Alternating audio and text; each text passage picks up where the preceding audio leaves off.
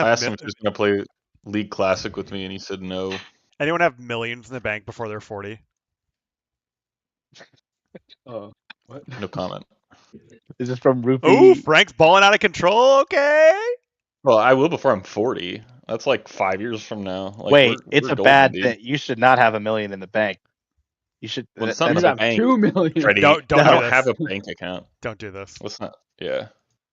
We don't. I don't we have don't. a bank account. Yeah, no we bank don't do account. Frank to self docs. It's fine. Dude, what do you want from me? Like, I'm a single dude with a roommate at 35. Like, I better have money. Because that's all you can aspire to my self-worth, I guess. So, you know. No, how good you are at DM. That's another self-worth thing for True. you. Oh, like- shit, I'm that's like step useless. 2. What the hell? Arguably a more important. That's at least 2 things. That's you got 2 things. I mean, that's You got Alright. 2 more than things. most, honestly. Nobody's that's fair. mentioned golf at all. Yeah, I'm better than. because that has Hey, I'm pretty not good even the golf. best. I'm not even the best golfer in my own family, dude. What do you mean? Who's better than Yeah. you? John's way better than me. John's an absolute problem. Like, if he could putt, he'd be on tour. Dang. You Yeah, should really go putt putting. more Get your often. short game up, John, little bitch. yeah. He's such a and our member last year, he was putting so bad that on day 1 he went to PGA Superstore and bought a new putter. Brought it to day 2, shot 67. Hmm. It was pretty sick. Yeah. Wish I But- was that good at something. Yeah. Anyway, we're here. I think we're ready to roll, huh? Yep. We got. Is there actually a Blizzak here, or is he sort of like the I'm idea here. of Sorry, Blizzak is here? logging. The idea. I'm logging in. All right. I've got the scene up. Can you guys in this? We're gonna use the dock ward Hell yes, I can see it. because I Wait. figure you came from Skullport, huh? Are we jumping right in the battle, or what are we doing here? Because Well, know, the last Chris, chapter we're ended used- with me drawing my greatsword Wait, and hitting where you were with the Hulk smirk. okay, I'm gonna do one quick thing before as Aldrich. The moment after Aldrich does that, Frank loves it when you okay. do this. Yeah. Yeah, oh this yeah, is my isn't favorite thing isn't it your ever. favorite? When you try and cheat initiative by casting a spell for. Wait. I Can we did we already recap this? Yeah, we can. Let's recap. Let's recap. Recap, Yeah, let's recap. do that. Okay. Wait, you guys always get to read it. Do you want to read it? Yeah. Hey, you read it, man. Oh, go for it. You know, I just want to try it. Wait, are we doing the whole recap from the Lene last can one? read it. Lene, a narrator. Folks, it's No, 8:13. she def- We have a hard out at 10:30. Somebody start reading He's before I shit my Okay, pants. All right, wait. Where is it? Put that in the book. Recap. The city went quiet after the vault. The Xanathar Guild pulled in on itself. Wait, is this what you want me to read? Yes. Yeah. Okay. The Xanathar Like Guild little pulled faster, in on somebody else itself. does faster, Shut up! faster. Shut up! Spanish, please. Okay. El Xanathar Guild. The Xanathar Guild pulled in on itself. The Black Networks went still, and a body turned up on the dock ward that the watch wouldn't explain. The Pride spent a 10-day learning how to be rich. They saw to the neighbors first, the Gnome's family, the Troll Skull Alley households the Fireball had ruined, all paid off quietly by a benefactor who left no name. They replaced the gear they'd worn to rags. Chris spent his on furs, rings, and a gilded 3-tier litter box for a cat who only ever used the top of it. That's Hell yeah. busy. Then they spent the Mask Lord's favor and spent it strangely. Not on gold or titles, but on becoming better at the work. Aldrich trained under an old master at arms until nothing could get past him. Bolin came out of a locked archive, unable to call lightning down and make it bite through anything. Blizzak ate and drank his way through a dwarven hold and came back harder to kill. Chris learned that when he dropped the act and meant it, his words stood people up like armor. Dian couldn't say what he'd asked for, only that the world had started breaking his way. Vajra, is that Vajra? Vajra? Vajra. Yeah. Summoned Vajira. Vajra summoned them through the cellar gate, looking like she hadn't slept.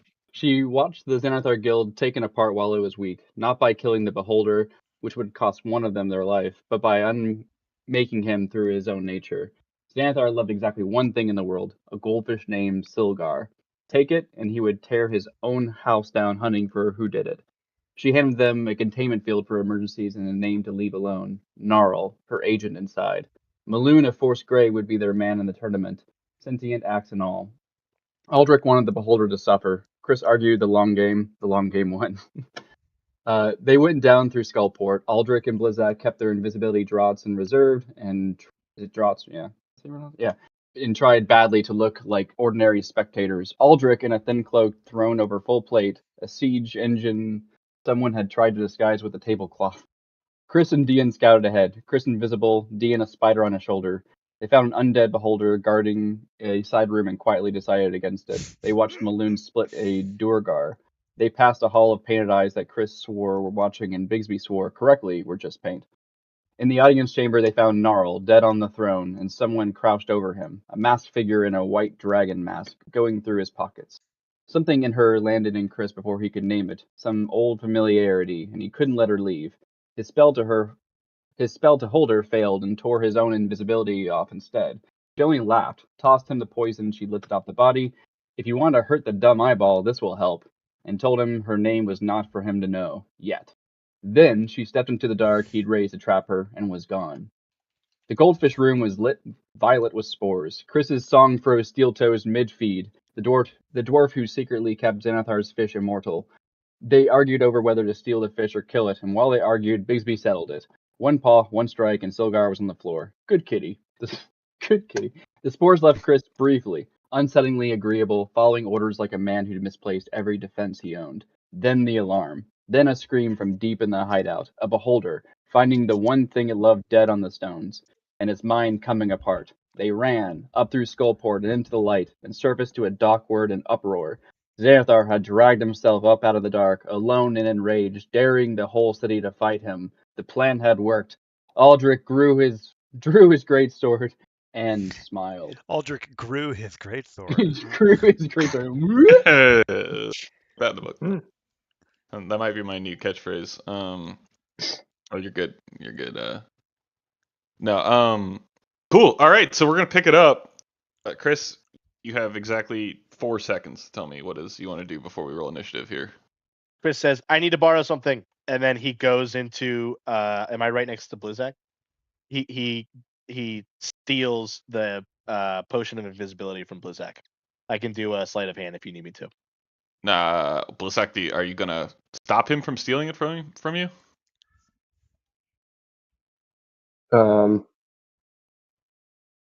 No. Okay.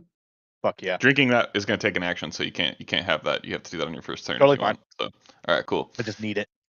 All right. Let's go ahead and let me do this right.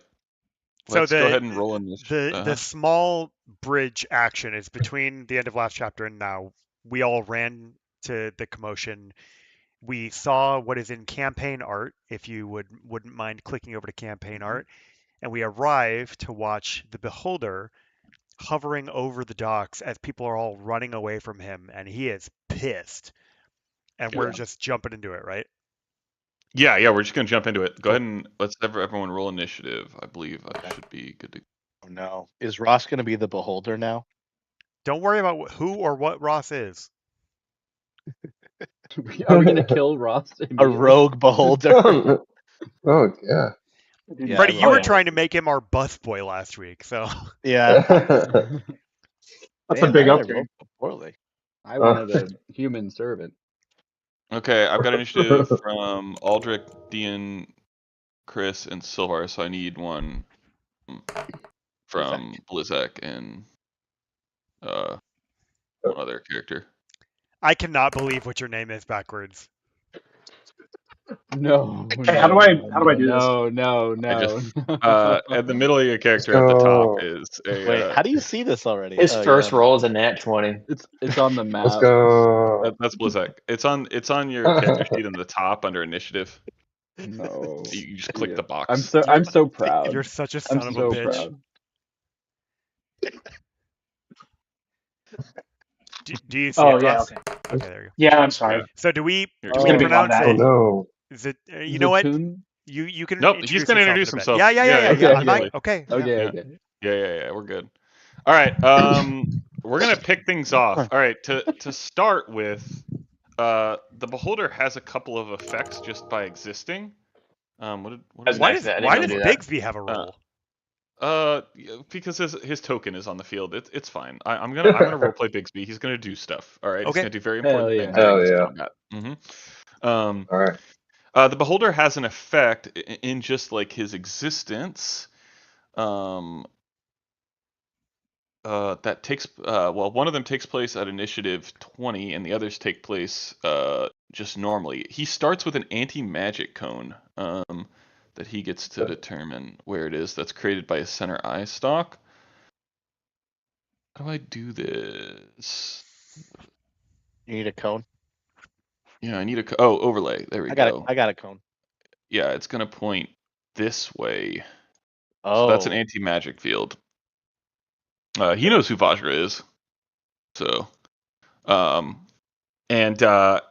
but Blizzak, you can start on initiative count 20 before we get to the legendary actions that he gets.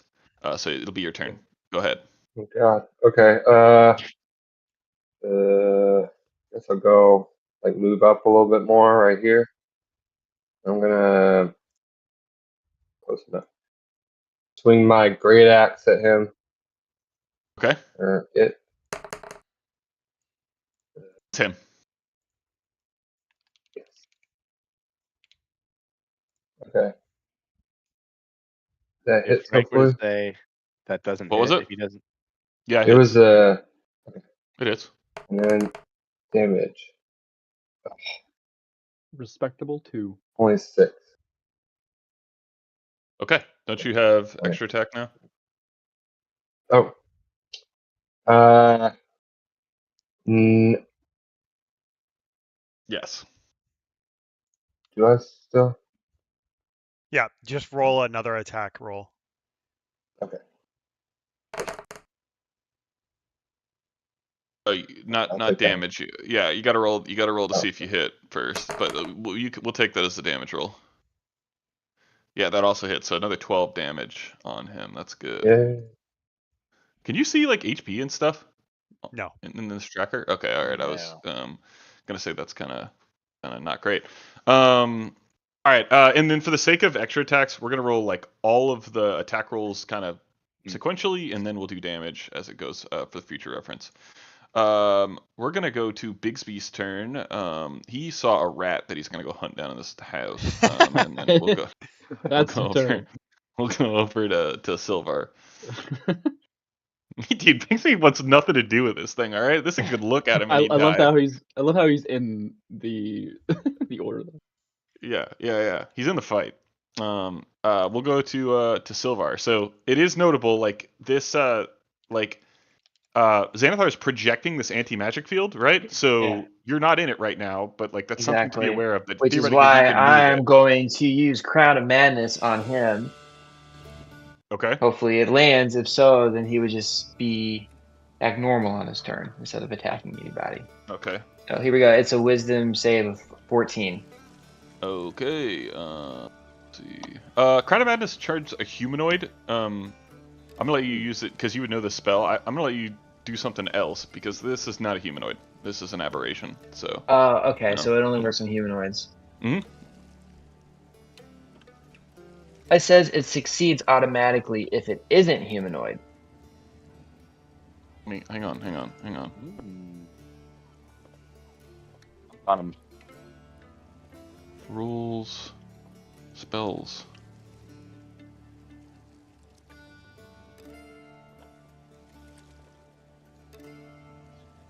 The creature succeeds automatically, meaning it wouldn't affect him. Like he succeeds on the save automatically if he's not a humanoid. Understood. So I'm gonna let you do Okay, something I else get it. because Silvar would definitely, yeah. So No problem. No yeah, we're problem. good. Okay. Hmm? All right. Well, in that case, I'm gonna do.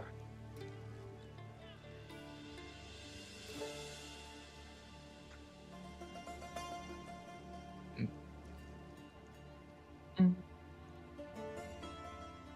gonna do a second level false life roll to try to boost my stats here a little bit because I know this guy's going to be pretty tough. Okay. Yeah. So, We cast. all should still have the temporary hit points as well from Freddy. Yeah, I from know, last but round. mine Nine. sucked. Mine Okay. sucked to begin with. So Okay, cool. okay. Roll that. Pretty good. Ooh, So we had 17, Max, right? Yeah. that's a max roll, baby. Yeah, it is. Yeah. Speaking of max, So I already had 9 temporary points. I had 17 to that. Yep. So you're up Yeah. to 28. Correct. The tank you sorcerer. got a Wait, tank. you had 9? 26. 26. Sorry. I had 9 before. Yeah. I had 17, so now I have 26 temporary points. Okay. Okay. And then let me look. There's like bonus actions I can do, right? Oh yeah. Things like Trying to innate see what sorcery. You can, depending on what your meta magic is, you might be able. Well, you can't quicken a spell because you already casted a spell, but yeah. Mm-hmm. Mm-hmm. No, that's okay. Okay. I'm good. Cool. Yeah. All right. Cool. We're gonna go to Xanathar's turn.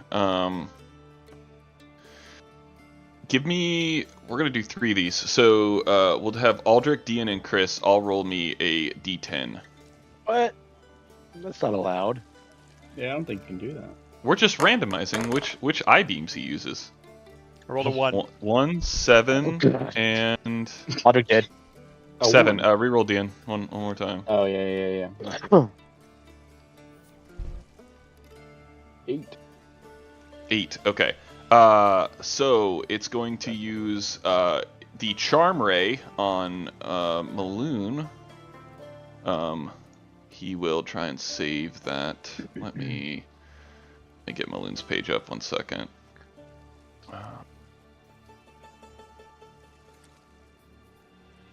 Apologies, I was so close. I've got so many tabs. I thought I had everyone, but I don't.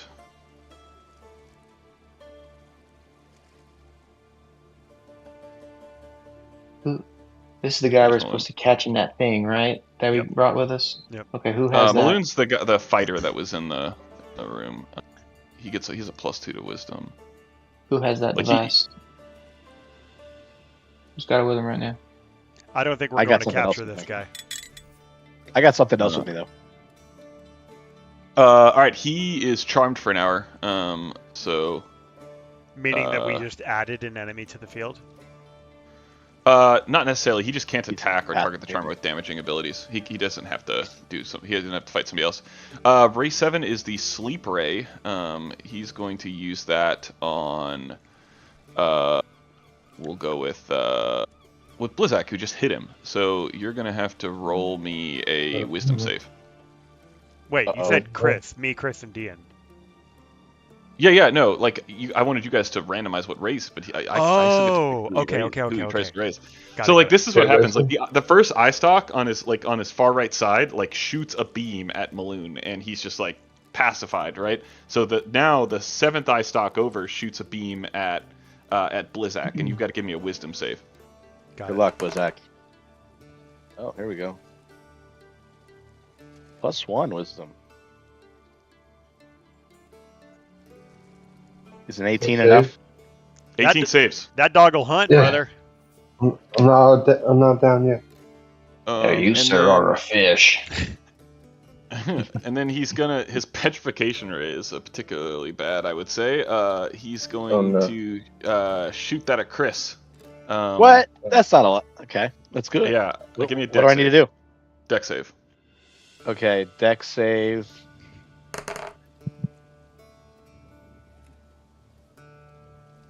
Ten. 10. Sorry to say it, you're petrified. Oh, So, you're you're just petrified. Yeah, fully There's full nothing on. to You're fix turned that. to stone. Okay. There are fixes, but I can't tell you what those are right it's now. because I took that freaking invisibility potion right before the battle started, wasn't it? Yeah. Maybe. Well, sure. We'll move on to Vajra's turn. Let's see. Does she have? Vajra casts Chain Light. No, I'm just kidding. She's got stuff. One shots the entire party.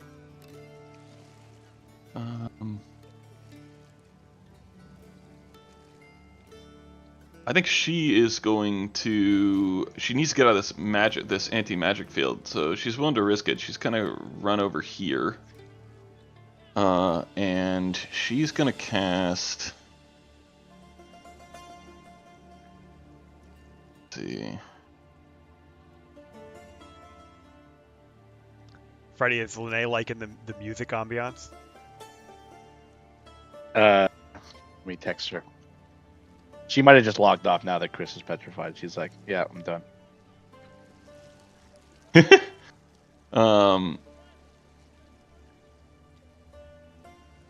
She's gonna cast Force Cage on Xanathar. Chris, what? Force Cage. Force Cage. Horse cage? Force. An immovable, invisible, Force cube-shaped gaze? prison composed of magical force springs into existence around Xanathar. It's a cage. A prison the shape of a cage can be 20 feet on one side. It's made from half-inch diameter bars.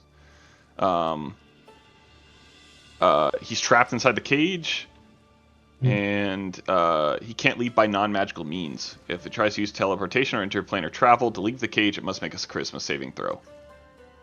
Does this cage function like Hold Person, where melee guys crit, or? No, Xanathar just can't leave that area. Yeah, he's gonna be stuck there. So you said it's invisible? Yeah, but it's like. I'm only asking because like if I go and swing at this thing, am I gonna hit invisible bars, or do I need to know to like stick? No, like it's pretty obvious. Like there's like a distortion effect in terms of where he is. Yeah. Mm-hmm. Cool. So he can't, and it's a magical cage in the fact that like it doesn't keep things from getting into it. It just keeps things from getting out of it. Sure. Right? Is what's going on. So. Okay. And then she'll use the rest of her movement. She's gonna move on the other side of this guy. He's floating in the air, so it's easy enough. Cool. We're gonna move. At the end of her turn, our Xanathar is gonna take one of his legendary actions. Somebody give me a D10. I got you. Uh-oh. Oh no. 9. That's the disintegration ray. So he's going to shoot that at Vajra. She's going to need to make a dex throw. Let's see. She's pretty dexterous. She gets a +2. Uh-oh. No. She's going to take.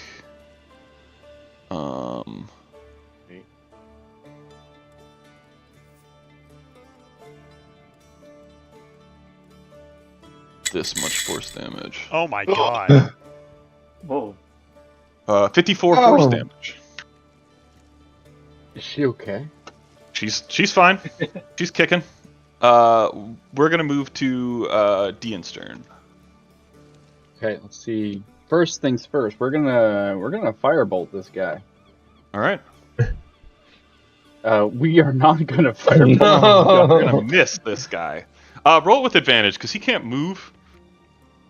Okay. Did I just roll again? Roll again. Oh, we are gonna hit him. Yay. All right, and then we are gonna. Oh, he buffed firebolt. 5 damage. Oh, that's 10 now, right? Okay. And then for the bonus action, let's just see what happens here. We're gonna assume the archer starry form. Okay. Okay. When you assume it, and as a bonus action on later turns, make a ranged spell attack for 1d8 plus 4 radiant. No slot or action needed. So I just roll a d8.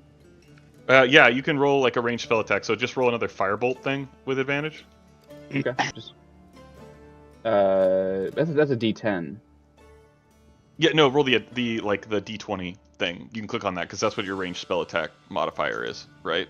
So yeah, just so roll, you're rolling for the hit, not for the damage. Yeah. What? Sorry. I had the same. Roll the lot hit of button words. next to Firebolt. But it Just says to see- 2d10. Right. We're just seeing whether or not your Archer Bolt hits the enemy. Nope, the to hit, not the damage. The to hit. The D20 roll. Right? Every attack has a to hit and then it has its damage, right? All So right. it might- Okay. Here we go. I did. Oh no! I almost with said advantage, so 17. roll it again. Okay. Cool. Oh. Here we go. Come on. Oh. There we go. Maybe. 19 hits, yeah. And Okay. so now roll the Starry Form damage roll. Roll the D8 Okay. and then add 4. D8 plus 4. No, it's Deanne. D6, so it's an additional 10. 10. 10 points of damage. I can do that. Sick. I can just do that. Ladies and gentlemen, our druid has come online. Wait, he's cut. He's using his subclass. He's starting to believe. Anyway. All right. We're gonna move on to the next turn. We'll pass to. Do you want to describe what your current character loadout looks like? Like what you're looking like as you like peer over the rooftop at what's going on below? Ross? What do you need from me here? Like, Just tell us what we're Physical seeing. We've description, never like, seen you Yeah, before. tell us what you look like. Who's that Join guy? in the fray potentially, or not. You can choose not to, but like you're, so here. I'm peering over the side of like the roof or something. Yeah, you're on a if- rooftop. Yeah. Yeah, I mean, if you were to see me, just a little bit of green goblin face coming over, a little bit of a hood. Not very noticeable unless you'd be looking at me. I'm just kind of over in the corner doing my thing. Just kind of looking and observing. Well, it's your turn. Cool. So are you going to continue to look and observe, or are you going to jump in? Well, no, yeah. That's the thing. It's your time to act if you'd like to do something. So. I'm gonna observe for one more turn. Okay. Yeah. Would you want to hold an action or something like that then? What does that mean? Yeah, Or I'm you're just I'm waiting. scared. Yeah. So you can hold an action, which means that like instead of using an action, you say like, hey, I'm gonna like draw my bow and fire if this thing happens before my next turn, right? And that sort of thing. Or I'm gonna cast this cantrip, if I see this happen, right? That sort of thing. So it's like a contingent, like I'm gonna do this if this situation. So. I mean, the main thing is I'm just trying to stay out of the way, and I know I have nimble escape, so if for some reason something were to come my way, I'm definitely bolting away Okay. behind something else. So Yeah, we'll give you the. So I think like an appropriate way to look at this, and you can actually do this as a bonus action a lot of the time, I think, as a rogue, but you're taking the dodge action. So if anything attacks you, they have disadvantage on the attack. Yeah, kind of thing. he has Yeah. uncanny dodge as a reaction. Yeah, that too. That's another thing. That's a whole different thing where he takes half damage from something that hits him. So, cool. Okay. Yeah. Give me a stealth roll just to see if Xanathar even spots you. It's pretty favorable. So on the left side under your skills, you're gonna have stealth, and you're gonna have like a plus in the box. You can click on that. Heard. Yeah. Right. Okay. Yeah. So Xanathar definitely doesn't see you, and like pretty much none of our party members are going to see you as they're engaged in the fight. So yeah, you guys didn't Great. actually see any of that. We're going to move on to Aldrich. All right. I've been waiting for this. With my bonus action, I'm going to cast Hunter's Mark. What is happening? Why is my computer lagging? There we go. All right. I'm going to cast Hunter's Mark. I'm going to declare my vow of enmity on Xanathar. I'm going to close the gap between Blizzak and Vajra. And then I am going to roll to hit with advantage. Mhm.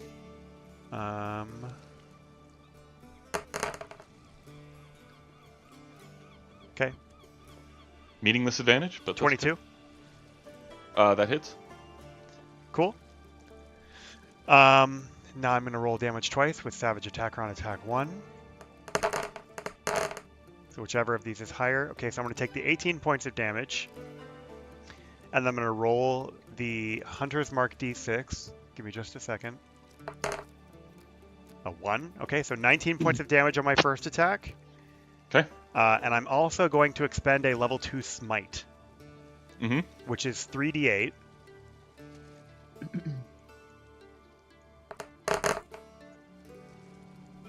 That's 21 points of damage, and then I'm going to attack again. Oh, damn it, Frank! I forgot to roll for it. Do you want me to just? You're fine. Okay.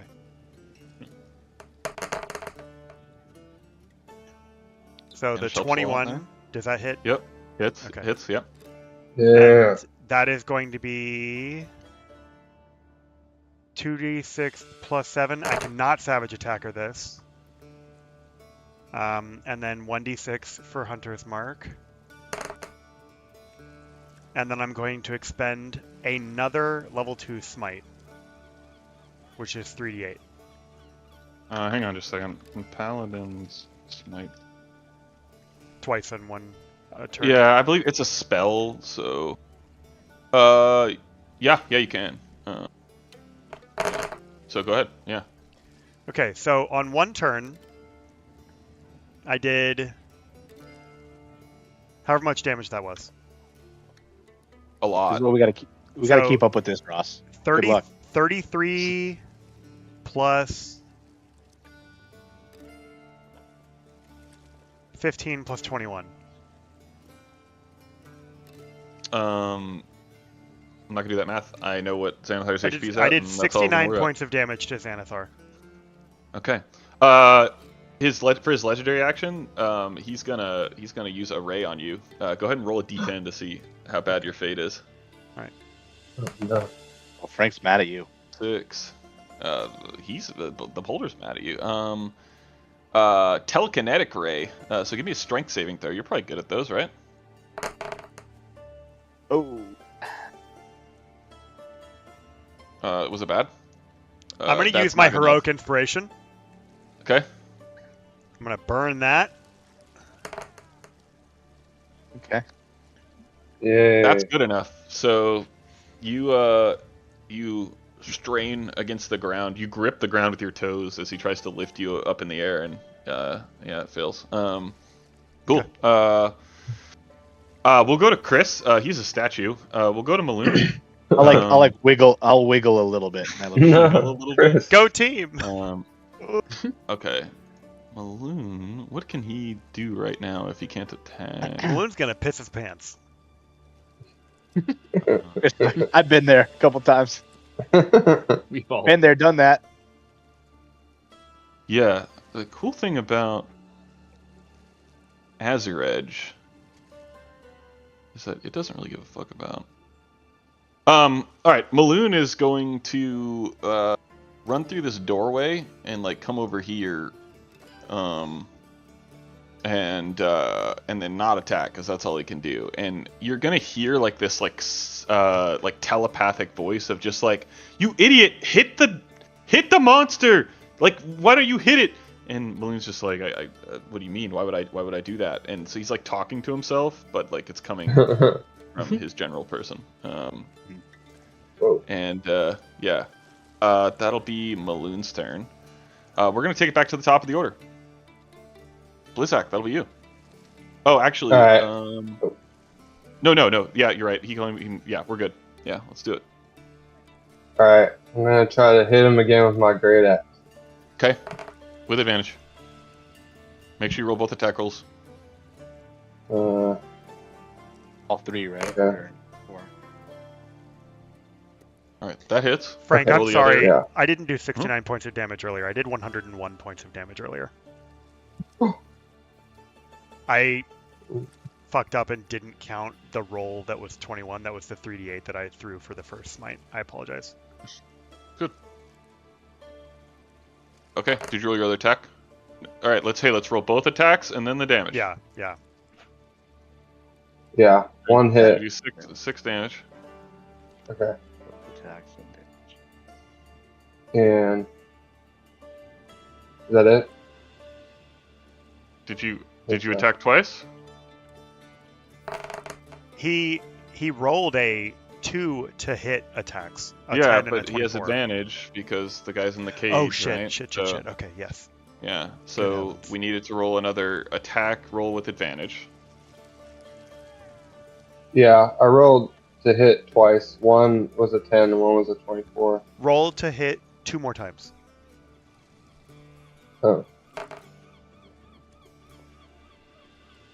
16. Doesn't hit, so give me another. Doesn't hit. No, so it doesn't hit. So one of them. So I Okay, got. so only the first one hits. Okay, cool. So that'll be your turn. He's kind of angry at you for doing that. So give me a Oh. D10 to see which. Oh wait, can I get my bonus action? Go into rage. Yeah, you can definitely rage bonus action. And rage into So Chris. yeah, Okay. he's gonna try and hit you with one of his beams. So give me a D10 to see which beam he uses.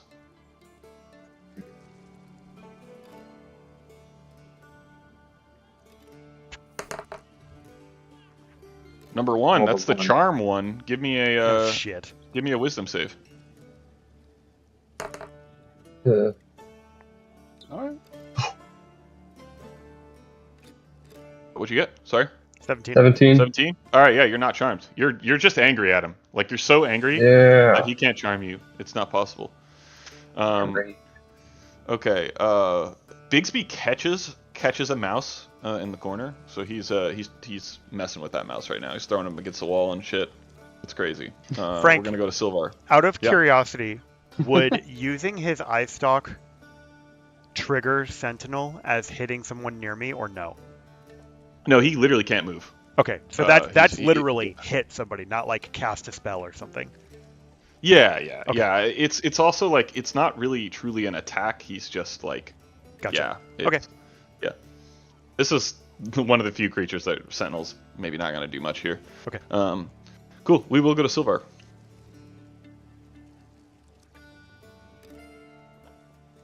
Okay, I'm gonna do my 3rd level lightning bolt. Oh shit. So it's All right, let's go.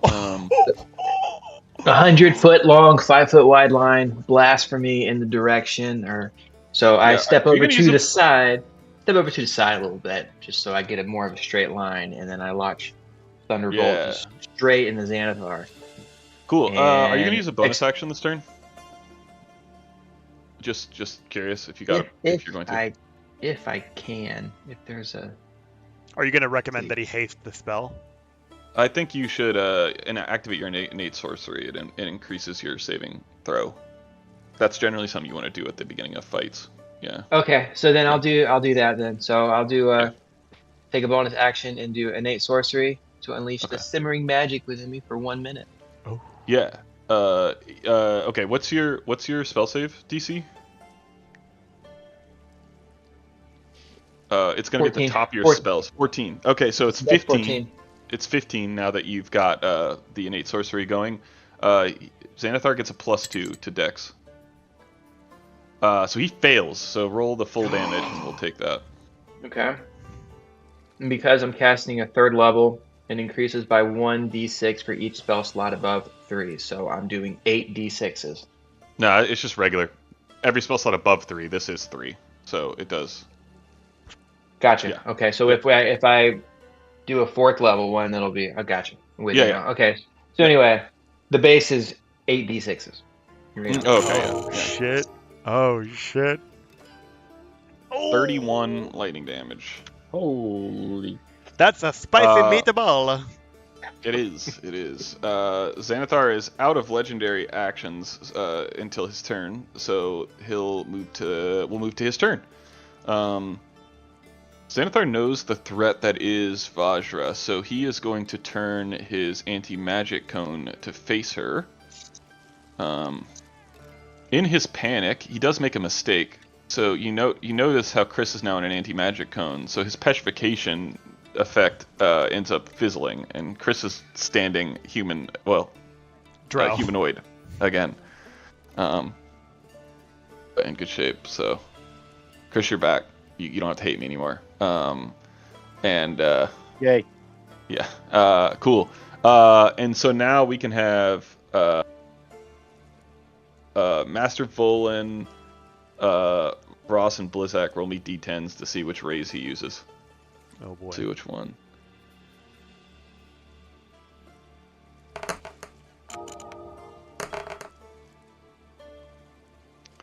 Okay, 3, 5, and 8. Okay, so number 3 is his Fear Ray. He's gonna cast that on Blizzak because that's kind of funny to think about. So give me a con save, or no, sorry, a wisdom save. Come on. Oh no! Oh no! You're very scared. No! Yeah. Run! So yeah, you're frightened for 1 minute, which means you can't move closer Oh. to him, and you have disadvantage on attack rolls against him. The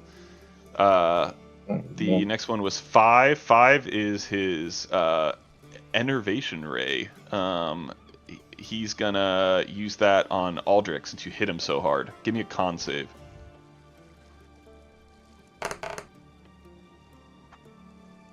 $17. You pass. You take half damage, which is good because this is a buttload. Metric. But look. Take half of this. Oh shit. So that'll be rounded down. So you'll take 17 points. of damage? 17. Yeah, 17 damage. Okay. And then 8. Ray 8 was the Petrification Ray. He's going to try and hit somebody that's not in the thing. Ian. You gotta hit Chris again. Oh, you can't. It's in the anti-magic field. So, Ian, give me a what was the save? Sorry, a dex save. Try and dodge it. Dex. Where is that? There we go. Come on. 14. I'm sorry. You are Wait, you are wait, petrified. wait. Can Yeah. he use his lucky points? Cutting words. Yeah, absolutely. You can use your lucky points. Oh, I'm supposed to do that before the roll, right? Yeah, it's fine. Oh, wait, really? All right. Old I lucky. can use This says cutting you have to words, roll with yeah. advantage. All right. So I just rolled again, right? Yeah, you yeah. I don't think. Not that. Hold on. Damn. Wait. Your cutting words are not going to work. You're standing in the anti-magic field. Oh, So- no. All right. So I attempt to say some bad shit to Xanathar, but it doesn't work Yeah. for flavor. All right, No. Dean's a statue. No. We tried. I've been there, Yeah. buddy. Vajra dips out of the cone, and she is going to cast. Wait, what does this do? Is that a high ally? High rely? High July?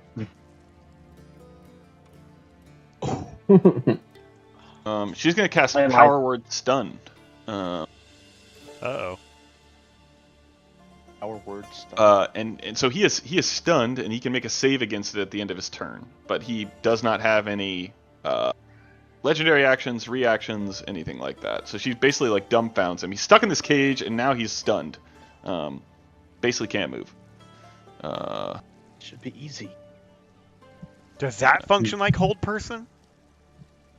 This is way more significant than Hold Person. She just like. But I mean, does stupefied that him. make us crit him if we attack him? What is the okay? Hang on, the stunned status effect.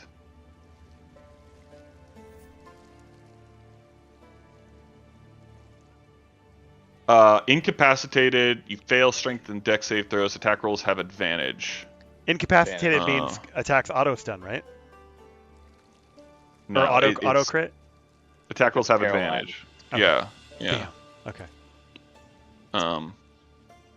Yep.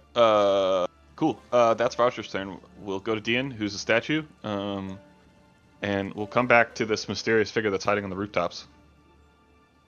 I have a question. Yeah. How dead are y'all about to make this guy? Like, are y'all doing pretty well here? Don't know his HP. Ask Frank have what no you idea. see. Yeah. Yeah. Like this. There's like visible gashes that viscous substances are oozing out of on this floating eye stalk carrying. Like I wouldn't say that you like know what a healthy beholder is supposed to look like, but Fair he enough, looks a yeah. lot worse for wear. He's also like in a cage and not moving, right? So like it's there's a lot of evidence to say that he's losing. Can I talk to him? Will he hear me? Yeah. You know. Okay, so tell me how this would work. But what I'd like to do is I'd like to come out from my little thing, and I want to speak to him in the deep speech. And which I don't know if any of y'all understand that, but I'm going to say something to the effect of, my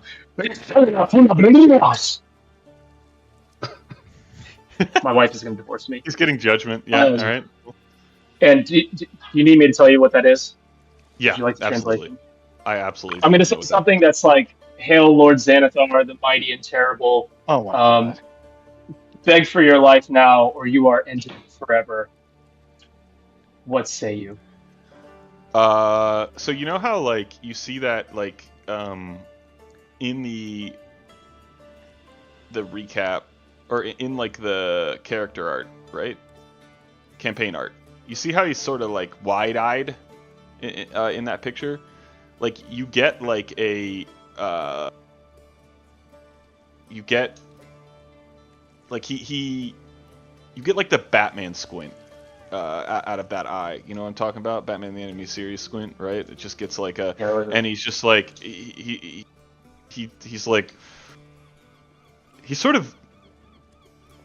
he growls back at you like at a point where like basically it just comes out as and you know, and it's sort of broken in that like he's slurring his words, but it's just like, you would betray me now?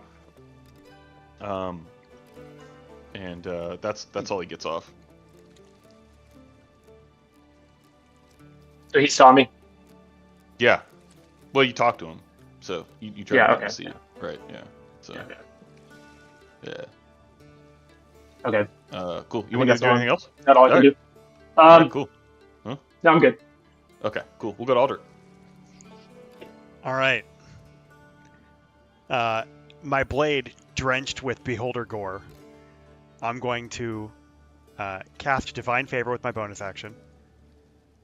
And I'm going to say a little prayer, and just loud enough for Blizzak to hear me, I'm going to say, "This is for the people of Troll Skull Alley." And I'm going to roll 2 attacks, both with advantage, like you've asked. Mm-hmm. Okay, so here's the first attack. Good boy. Good boy. Oh, I crit him. Crit. Yeah. All right, so on the first attack, God. that's a crit. Which you can means... right-click a damage roll to make it crit, make it crit, and it'll do it automatically. Yeah. Well, okay, so you get to crit everything, by the way. You crit I'm aware. Mm-hmm. I'm gonna crit. Say it out loud because I want to hear it. I want to understand this. So, a couple of things. My main attack and all of the riders crit.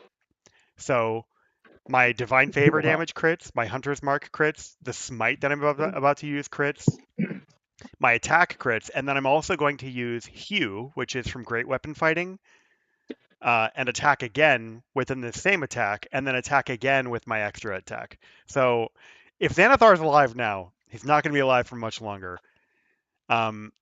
So right click. I think we need to understand how much damage is being done before we decide. Don't worry about like describing the attack yet. Let's figure out how much damage it is. So I right click from flat roll and click crit damage, right? Mm-hmm. Okay. So I get to roll this twice with Savage Attacker. So either 26 or... Not gonna be 6, are you? You didn't roll that. Yep. You didn't crit that one. Oh, sorry. Yeah, you're good. Yeah, that's less 26. Okay. And then I roll 2d6, and I can only roll that once. And that's for the Hunter's Mark damage. 2d4 is the radiant damage from Divine Favor. 4d8 is the level 1 free smite that I'm rolling. And so how much damage is that? 26 plus 20 plus 15, so that's 61 plus 9 plus 8 plus 12. I don't. Does anybody have a calculator pulled up? 61 plus 9 plus 8 plus what? 61. Yep. Plus 9. plus 9, plus 8, plus 12. So that's 90 points of Okay. damage right there. And that's before I use Hugh or my second attack. Okay. Is he still okay? So he's still alive. Okay. No. I just want to know how much damage you're gonna do on this turn. I don't really. I'm not. We'll tell you what his life total is like after you So finish that. with Hugh, I just roll. That doesn't get like savage attack or anything applied. That's just a bonus attack. Savage attacker applies to like the attack Yeah. roll that you make with the weapon. Yeah. Okay, so I do 12 more points of damage on that swing, and so 102 points of damage on the first swing, and determining whether or not I have a second one. Mm-hmm.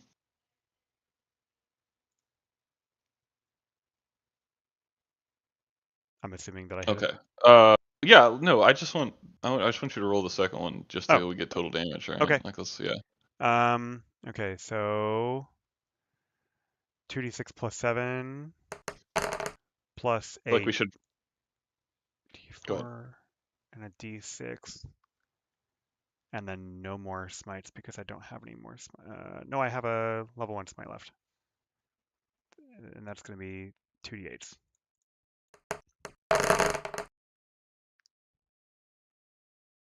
Okay. Okay. Cool. Yeah. So that's definitely enough to kill this beholder. So tell me what this looks like as you Yeah. go So in like to finish him off. I bless the blade. I call down a blessing of Tyr, and I raise my hand like He-Man style over my head and bring it down as hard as I can on the top of Xanathar. Is he looking at Zatoon Zed up on the rooftop right now? Yeah. He actually thinks that that this figure on the top, who you can't quite see over the rooftop, is the one that killed his fish. Like that's what he took from that interaction. Got it. So I'm facing the back of the beholder, and so I bring the blade down and I pull it all the way through his body to the point where it like opens up and we can see like his organs and everything like starting to hang out, and it just gushes goo all over me and Blizak, and he just like falls to the ground dead, and I pull the blade out and it's still like glowing brightly from divine favor and then its own like enchantment, and Xanathar lays at our feet deceased. Yeah. As he dies and starts to like fall out of the air, you see actually the depth of his like fraying sanity in the form of this. I'm gonna end combat. As he falls, his skin starts to fall off, and as he reaches the ground,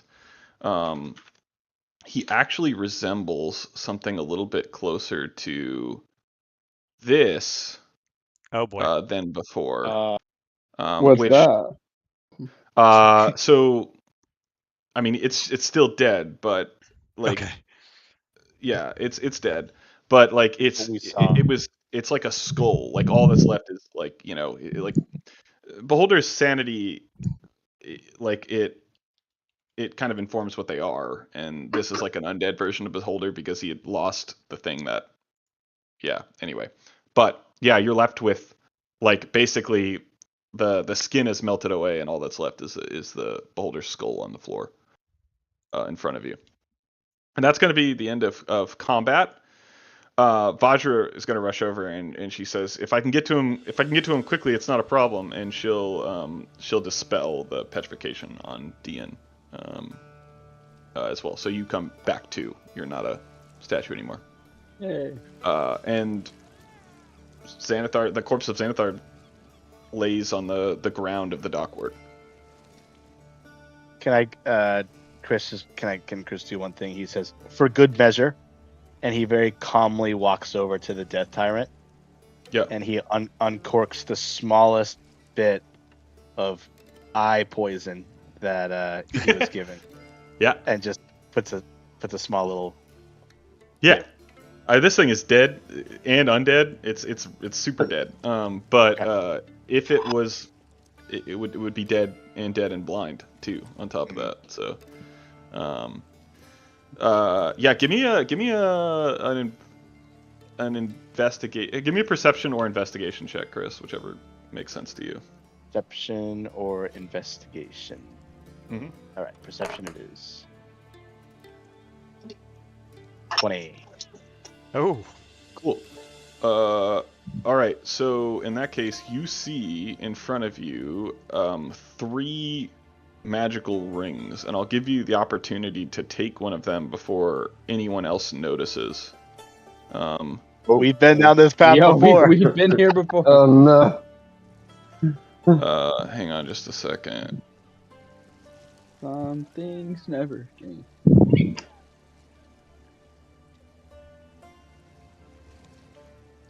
A Frozen 2 reference?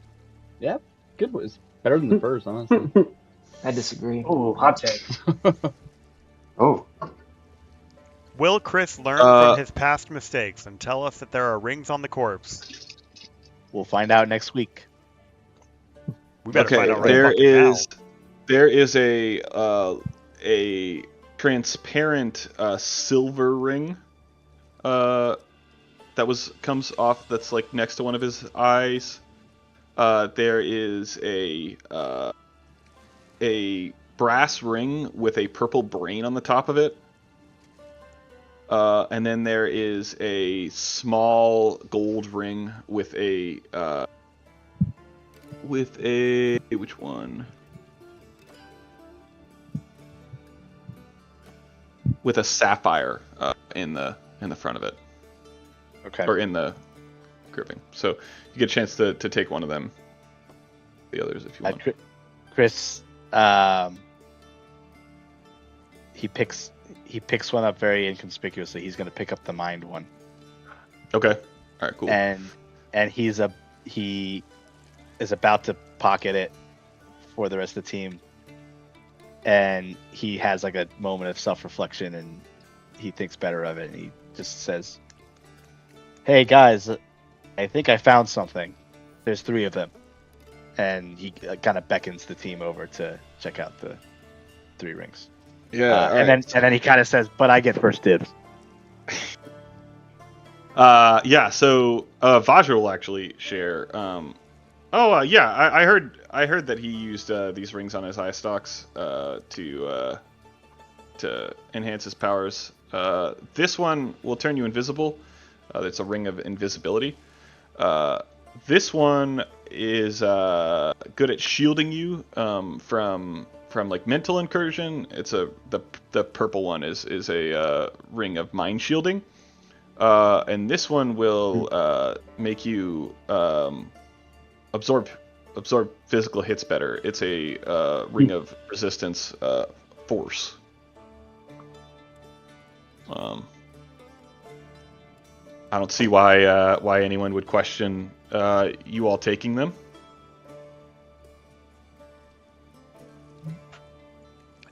While Chris is looting the body, so like let's run through this really quick. So Xanathar falls to our feet. He spills open. He turns into this skull. The first thing that Aldrich would say as Chris walks up and pours the poison on the eyes, ask the Blackstaff if there's anything worth scavenging for like crafting or selling as wares or whatever. And then I would say, I'm going to go look for whoever spoke to him off of that rooftop. Because Aldrich would absolutely not be like, combat metagaming here. Combat is over for us. Aldrich would not feel like combat is over because there was somebody involved in the fray that has not revealed themselves yet. And I couldn't see through Xanathar. Yeah, I will say, like, it's hard to tell. Like, you heard a bunch of, like, speech that you don't understand, and that enraged the Xanathar. So, you know, you like, also, like, with sort of the passive stealth abilities and your passive perception and the fact that, like, at least a round has passed since the end of combat. Yeah. It's pretty much up to you, sorry, could you change your name in the Discord to your character's name?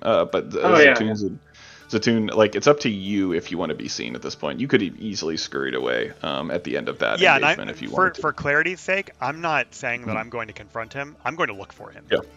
Yeah, right. So, like, that's the thing. Like, are you still potentially part of this, or like you could be like half a mile away at this point if you wanted to be.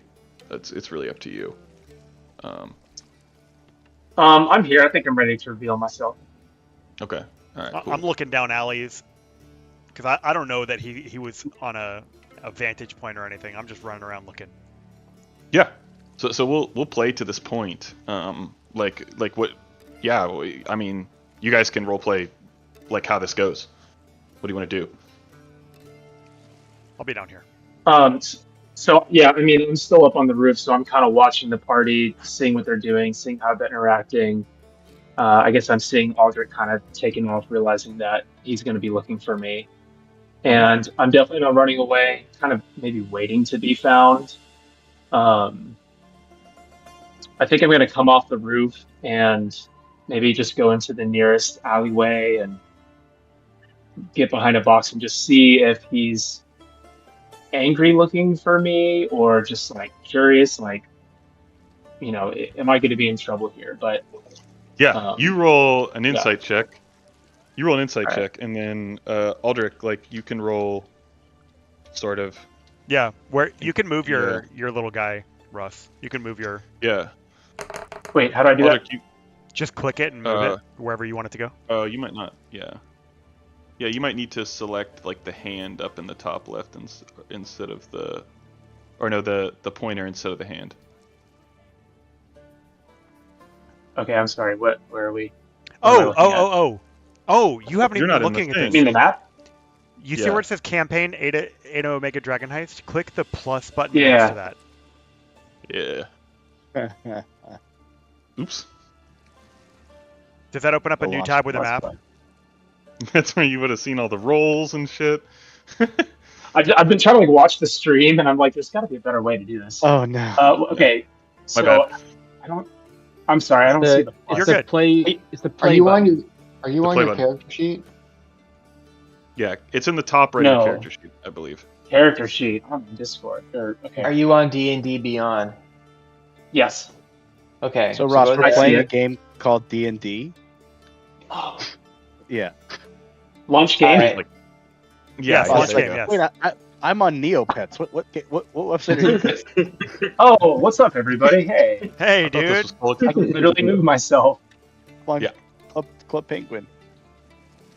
Damn. So I want to point out Ross's first combat encounter with us was full on Natty imagining that shit the whole time. Let's go. That's beautiful. Okay, so, Master Volan, do you find him or do I find him? Because you were already down that direction. I'm looking for him. Okay, so I'm gonna bust joined through you. here, and I would run, and I would get to the end of this alley, and I would see you cornered. And as soon as I see you, I would yell to the rest of the party, over here. So like I'm again fully anticipating, like, I don't know what you're doing here. I don't know your intentions. You're gonna see that I'm flustered. You're probably gonna see that I did quite a bit of damage to Xanathar, or something behind him was flashing gold and blowing his ass up. And my sword is still drawn, but I'm not aggressive with you yet. I see you and I corner you and I say, explain yourself. What did you say? What did you say to Xanathar? And I'm going to say, greetings, great paladin. It seems we have a common enemy. I spoke to him in the deep speech to try and distract him or get him to beg for his life, as it was clear that you were about to totally eliminate him. Him and I have been enemies as of lately, so I only wanted to help your position in that battle. Yeah, give me a persuasion check, and then Aldrich, you roll an insight. Not feeling very insightful tonight, gentlemen. All right, so Cool. you beat Well, my since roll. since he was telling the truth, he needed to be at least persuasive as yeah. So we're good. So yeah, you believe him. Yeah. Okay. So my next question would be, are you friend or foe? I worked for him for a time, but I have no emotional attachment to him. He tried to throw me away, so I was happy to see him thrown away. he stopped paying me. I see. Yeah, Well, we're not gonna make you roll every time, so you're good. Yeah. If you mean us no harm, then I have no quarrel with you, Goblin. And I would introduce myself, and I'd say my name is Aldrich, and I would reach out a hand, and I would say thank you for your assistance. Whatever you said to him in the deep speech clearly distracted him long enough for us to finish him off. I don't expect we'll get that lucky again in the future, but I appreciate the help, and I'd like to offer you, payment or a token of something off of his corpse that can help to make up for the fact that we were just in this really challenging battle with Xanathar, and we got help from somebody that wasn't required to give it, and I want to make sure that he feels justly rewarded. So I'm going to invite him back to meet the rest of the party and see about getting compensated. What do you say?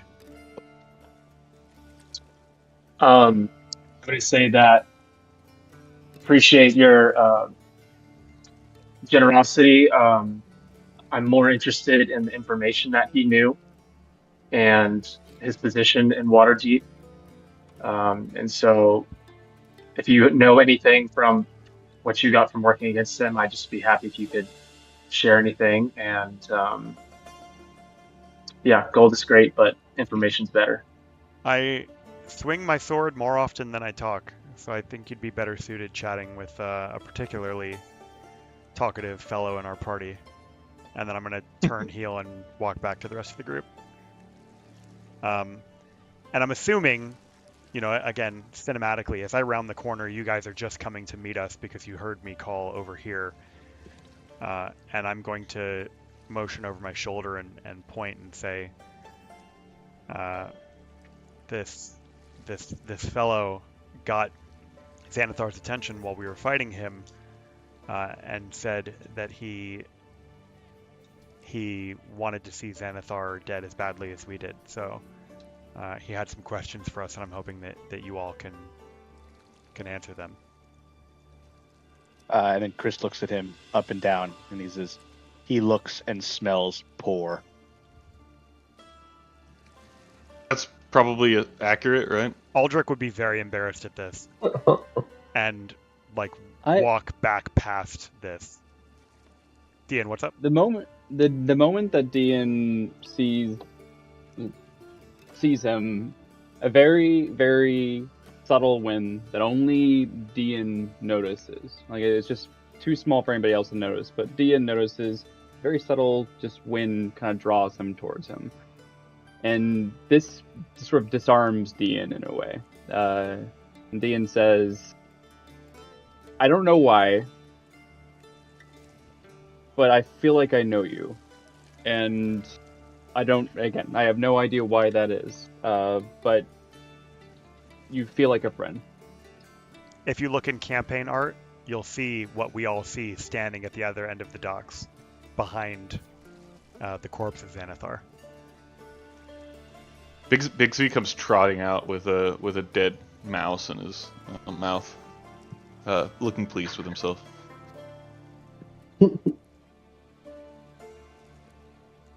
Cool. I'm going to look at the cat and be like, okay, cool. And then say to Dean, well met, great druid. I don't think I know you, but it may be possible that there's some connection. I have no allegiance to any great lord or deity. I just crave wisdom and am a broker of information. And this seems like a strong party, and the forces in Waterdeep are changing. Now that Xanathar's down. So. Midway through, Stoon, is it your monologue? Like, it's a really yeah, I guess it's a tune. Yeah. Like, Chris just starts clapping. Hey, no. Eyes over here. I am the leader of this party. If you want to talk to someone, you talk to me. I'm just gonna laugh. Yeah, Aldrich would laugh at the same time that Dean is laughing. Not because Chris isn't the leader, but because Chris feels the need to assert himself to a man that's outnumbered 7-1. Yeah. I'm gonna laugh at the leader bit. Aldrich is carving pieces off of Oh, the corpse very clumsily. I have no idea what I'm doing, but I think that parts of this body are worth something. And I'm gonna lean over, kind of like that gif of the Asian guy that leans back, like chewing and gives a thumbs up. And I'm like carving pieces, and I lean back and I say, Hold on. "Hey, Greenskin, what did you say your name was again?" I'm like carving pieces off. and I'm gonna look at you with no reaction and just say, "My name is Zatoon Zeed. You can call me Zatoon." Can I call you Zeed? I'm just gonna look at you and be like, and not answer that. And I look Wait, over and and I say, "Welcome to the show." Chris is looking around like in bewilderment. Wait, we are letting this stranger join us? He's not joining anything, Chris. Relax. We're just getting to know him a little bit. He said he had some questions for us. It's a prime opportunity for you to talk and regale him with a song or two about our tales and give him any information he'd be looking for. He just helped us in battle. Honestly, you were just And I'll frozen say- the whole time. Oh! This would enrage Chris. I give an immediate steely look at Dean, and I'm like, how I'm dare sure you you? laughing. I'm laughing at this point. I did this purposely just to enrage you. Yeah, how dare you? I did the whole petrified thing first, and then you decided to copy me. So I am a trendsetter. This makes Aldrich erupt in laughter. Yeah. I look way better as a statue than you did. Now, yeah, and then Chris will go, okay, so I might not have done much in battle, but I think I can do something here to still help us. And I'm gonna ask Aldrich. Aldrich, if you wouldn't mind, please stop carving the turkey. And I look at Zatoon and I'm like, watch this, rookie. And I stand up and I'm holding 2 eye stalks. Like, yeah, you're already holding 2. I say, watch this, rookie, and I have everyone step back. And Frank, I am going to cast Speak with Dead. Oh shit. Okay. Yeah. Yeah. All right. Alright. It is a new spell. Yeah, Chris is real, and Chris is like, so I like back off, rookie, and Chris just like starts murmuring this like really like, I don't know, like weird tongues and things, and all of a sudden his fingers start turning green, and while all this is happening, he's kind of like side-eyeing Zatoon, like, is he watching this? Is he like really impressed by this? Like, you know, I want him to know I'm clearly the leader of this thing. And what happens next, Frank? Because I've got my question. Let me look ready. up the spell. Speak with Dead. okay, I just went and got an ice pop because I'm going to sit here and watch this show. So you're casting Speak with Dead, and you're reanimating the corpse of a Xanathar. God. That's right. It doesn't necessarily reanimate fully, but you can ask Xanathar's corpse up to 5 questions. Yeah. Okay. Okay. So is he animated yet? Yeah. It's just like staring blankly at you. So it's like Okay. the skull like turns up and is like staring blankly at you. Basically. So Okay. is your intention to allow Zatoon to ask his questions? No. Okay. You're saying this to Chris, and Yes. I'm like, I'm the boss around here, big boy. I'm the only one asking questions. I'll take suggestions from the green guy at the end. I'll give you the 5th one. How does that sound, buddy? And it's so then I lean back on Xanathar and I go, "Oh, mighty Xanathar, tell us your involvement with the Cult of Dragons." So he would speak in the way. I was exploiting them for their money and influence so that I might take over Waterdeep.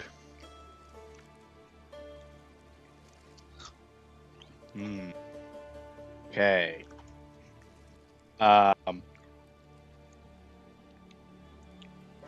Did you even have And then 5 questions you wanted to ask? And then Chris is like, A little help, guys. What do we got? I would turn only- to Satoon. I only had one queued up. I would give Chris a look of like, cut the shit, and I would turn to Zatoon and say, ask your questions. I'm gonna be like, okay, good start, very cool. And then I'm gonna ask Xanathar. Wait, what did Chris ask him again exactly? What was his involvement with the Cult of the Dragon? Wait, did Xanathar register that as a question? Yes. No, he didn't. Okay. We're not gonna. Okay. The movie. We're not gonna- We're not gonna Avengers eyes this. Yeah, you're good. Yeah. So. I want to ask him. No, I asked what's his involvement with the Cult of Dragons, which we kind of learned that some of the money that he was trying to get was because of a debt that he paid, Mhm. and he's wanting to exploit. He owed a debt to the cult. They were financing him. We kind of figured out like they were financing him with the hopes that they could get their hands on the money that we found in the vault. Basically, yeah. Right. Mhm. So they're the real enemy. I want to ask him. Does he know if anybody else owed them money?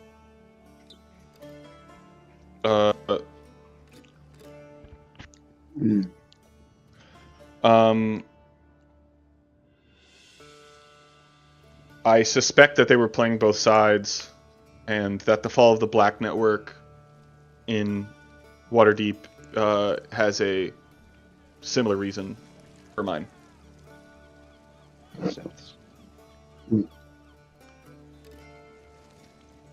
Vajra pipes up and she's just like, "Who are the cult? Who are the cult leaders we should be worried about?" And he says, "Beware the wielders of the 5 dragon masks, and their leader, whose name I have not discovered."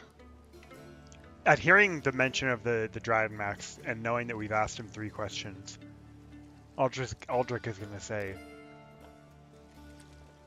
we encountered a wearer of one of these dragon masks in your lair. Do you know who the wearer of the white dragon mask is?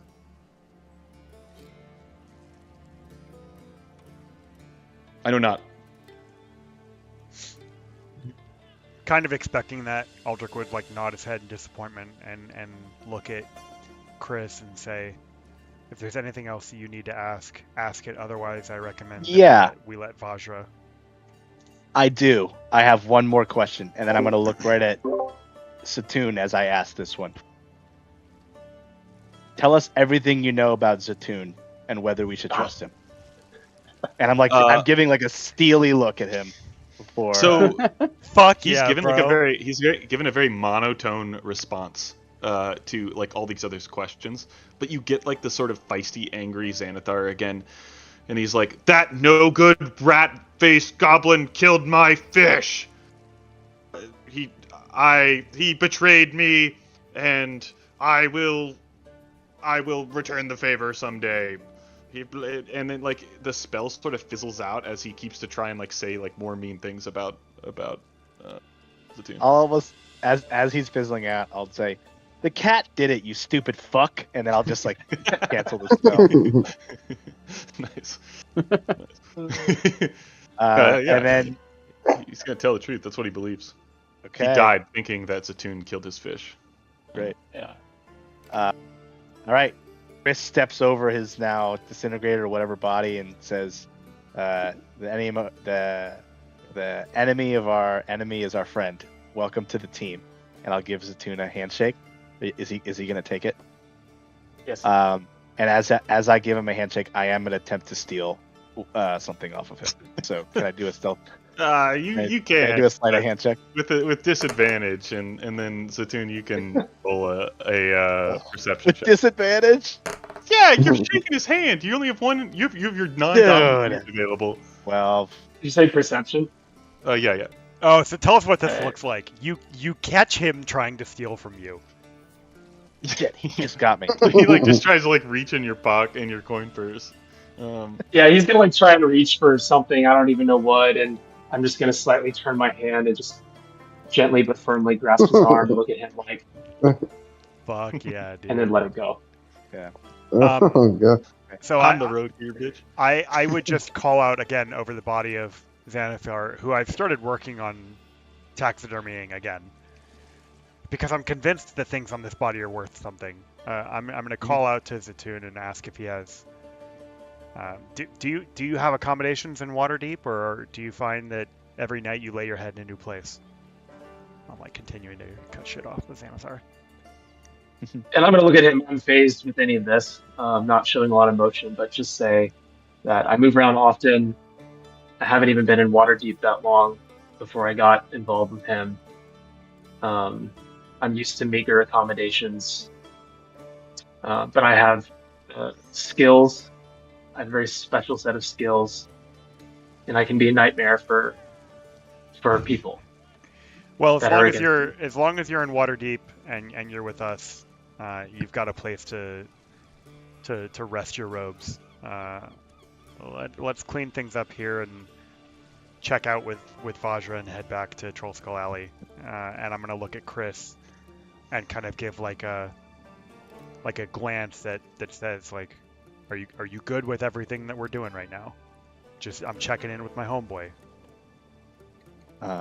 And Chris says, as long as I get to keep my room in the attic. Okay. I'm gonna walk back over to Vajra, holding a couple of more pieces of Xanathar, as we're kind of like, I guess, forming around her a little bit to do a little bit of a debrief with the most powerful sorcerer in the city. She's just like, keep your trophies away from me, okay? I don't need any of that disgusting filth. It sounds like we have some mask wielders to investigate. Tell me about this white mask you ran into. I'm gonna have a real like, I didn't see her. It was Chris saw her.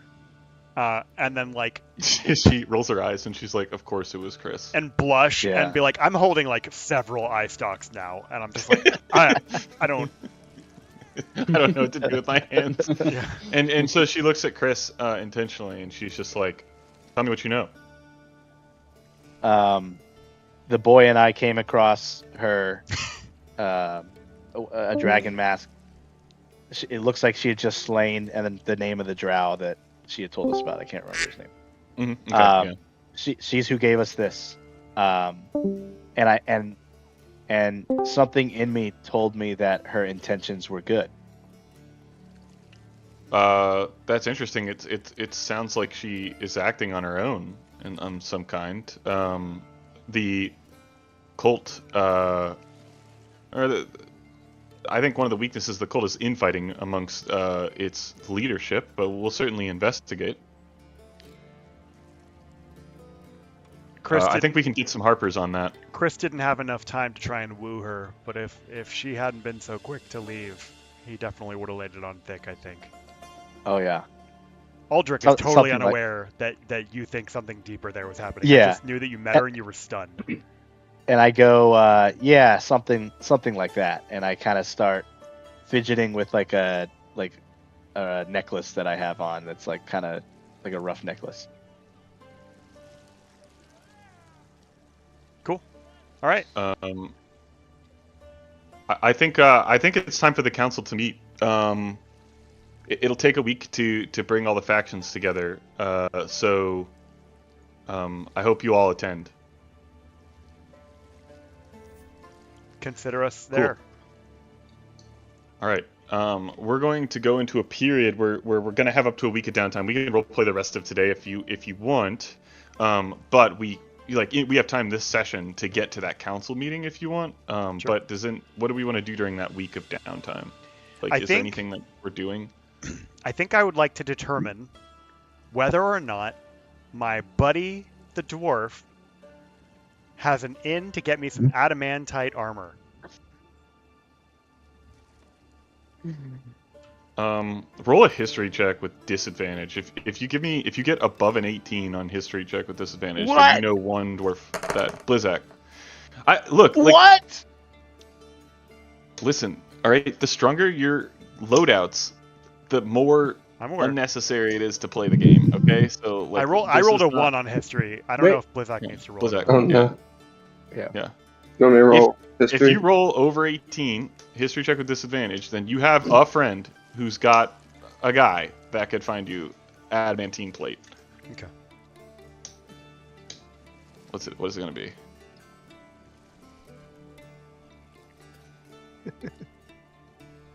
Did you roll?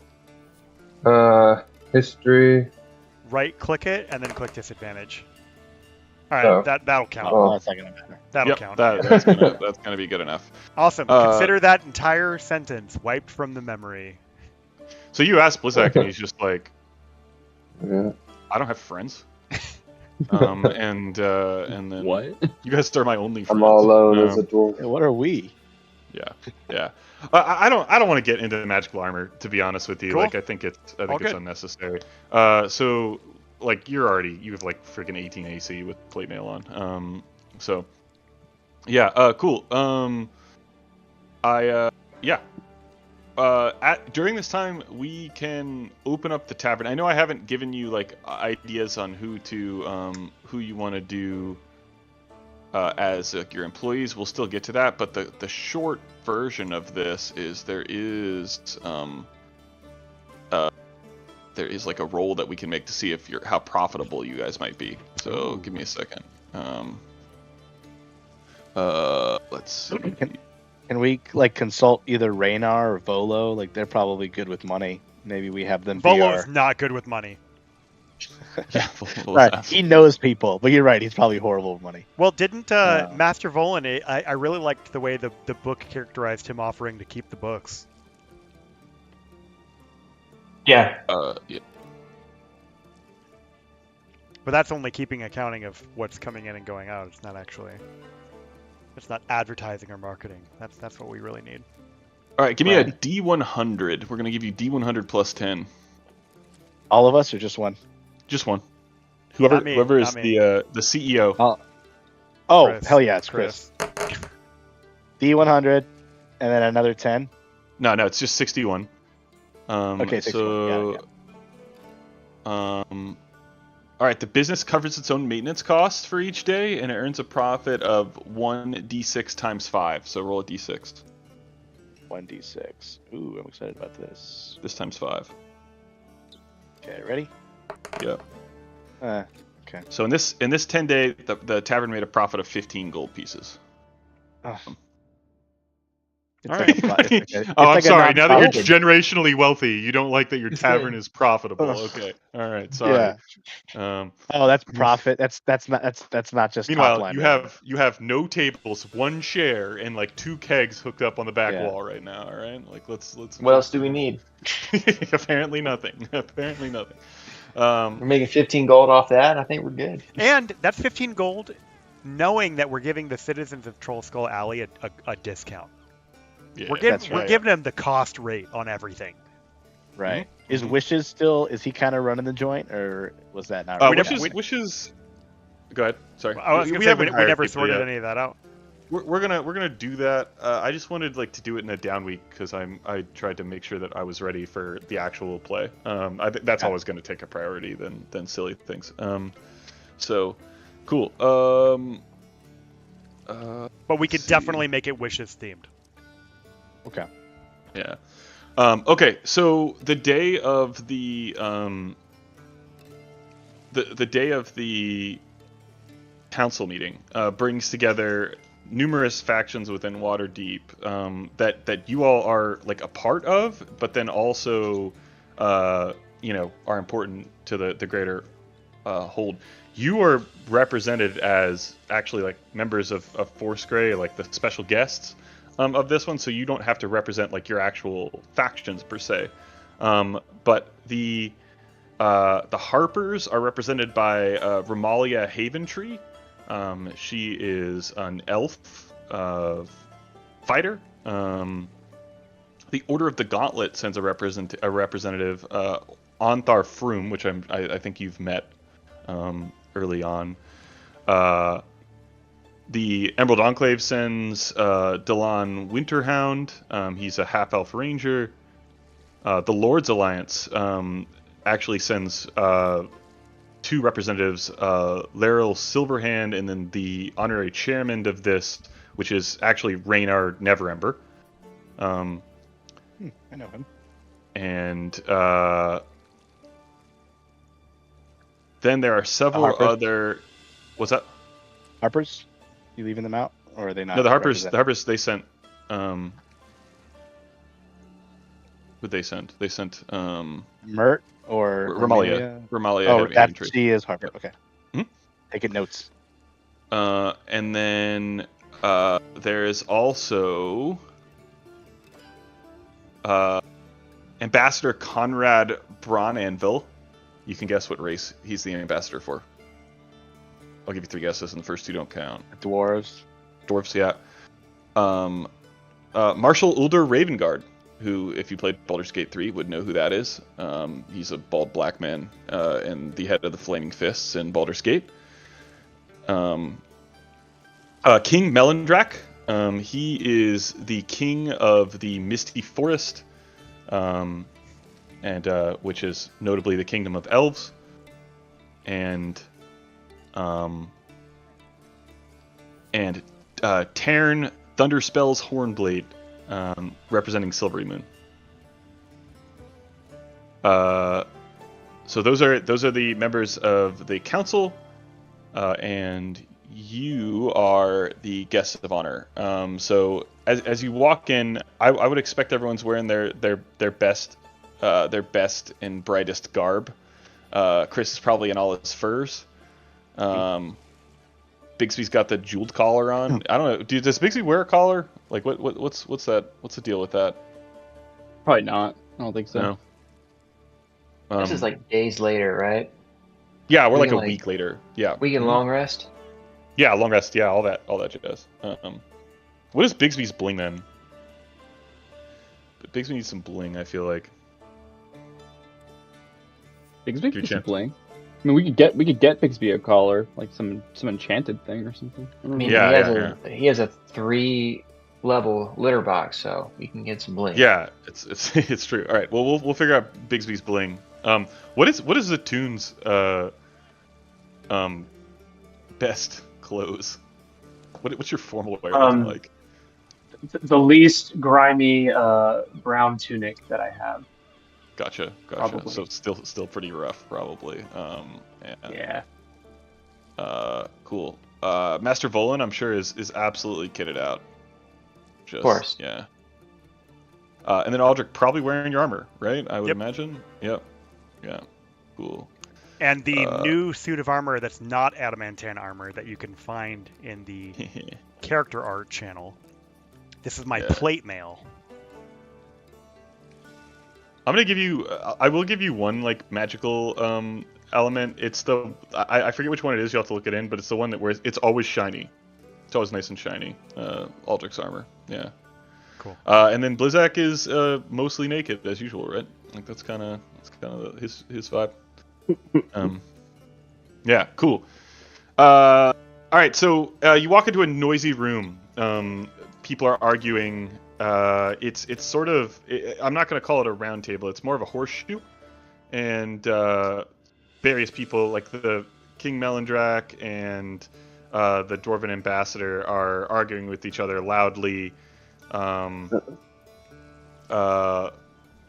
Ravengard is chatting it up with the representative from with Mr. Froon as they see eye to eye in a lot of places on Thar. And before Raynar bangs his gavel, he's like, "It's time to begin for the good and welfare." No, I'm kidding. It's time that we share our findings, given the movements of the cult of the dragon, and make arrangements for our next actions against them. Who has something to contribute? And I don't expect any of you to. But the But Ramalia steps forward. She's just like, my spies have been hard at work. Sorry, the vocab word is, I'm struggling. Tracking down the information that we received after the death of Xanathar, and we've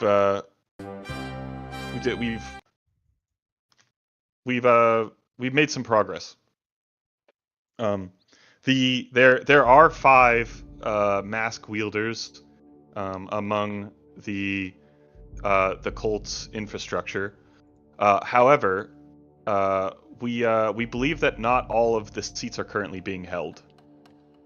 No, sorry. The Mask of the Red Dragon is currently being held by a member of the Archwizards of Thay.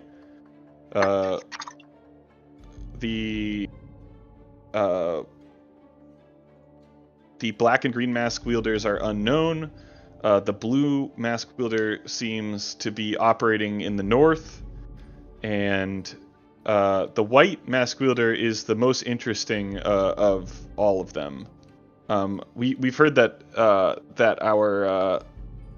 our special guests have already encountered someone wielding or someone wearing that mask. Is that the case? And she'll look up to the party. Yeah, Chris is the white mask wielder. We believe them to be of well intentions. If you find them, do not harm them. Let us talk to them first. Everyone else is fair game. Give me like a. I think that's more like deception check. Give me a deception check on that. 23. Yeah. Okay. Cool. That match. That is an interesting thought because we have reason to believe that the person that you met may be an imposter, and the reason for that is this. And she withdraws from her belongings a white dragon mask. Was the mask that the one that you met, did it look like this? And it did. Yeah. It did. Yes. And then Chris has a little bit of concern, like where did you find that? Are they okay? This we acquired several weeks ago. It came from our infiltration of Skyreach Castle in Parnast. It was owned by sorry, the names. I'm losing the name. I got too many things.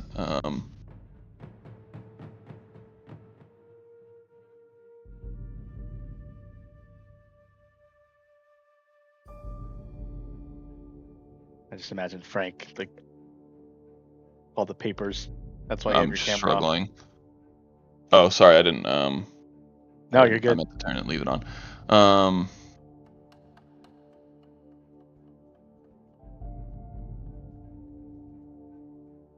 It doesn't matter. It was owned by the by its who we believe to be its former wielder in service of a white dragon named Glazhael. So someone may have stepped in to fill the power vacuum, and that's who you could have met in Xanathar's lair. Do you intend to say that the person that we came across was wearing a forgery of this mask? I think we have reason to believe that. And I would look at Chris with like deep concern, because everything that we've heard until now from Chris and Deanne about this encounter was that the person was totally harmless. We figured they were like lawful, neutral at worst, and now we have reason to believe that they're like infiltrating the cult of the dragon for purposes that we can't. Like all this mental math, you see it running across my face, and I'm like looking to you as the only person in the room that interacted with her, being like, it can't be true. Like, what do you mean? What do you make of this? She literally says. She's kind of putting you on the spot. Me? No, like the general you, the royal you. Yeah. What do you make of this?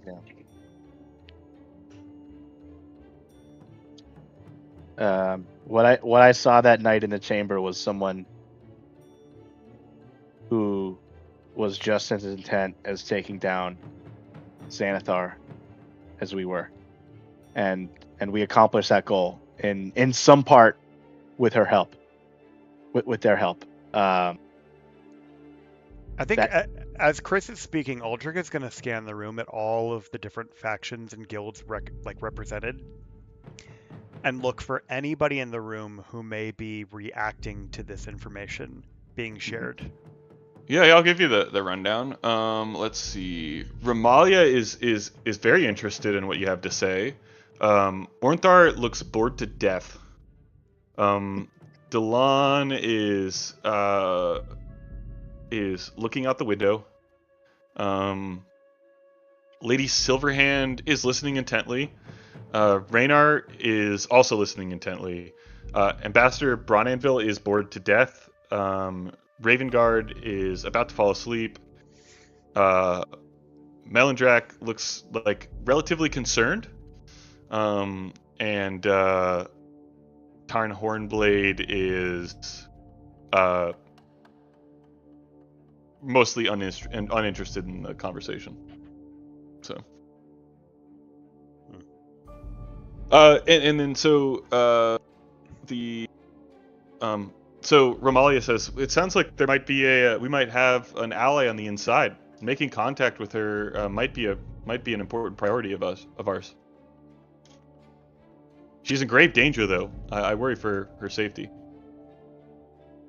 Allow us the honor of doing that, and I'll kind of look at the Pride of Bigsby. This is a task that I think the Pride of Bigsby will be best to take on. Well, do we have any of your support in this adventure?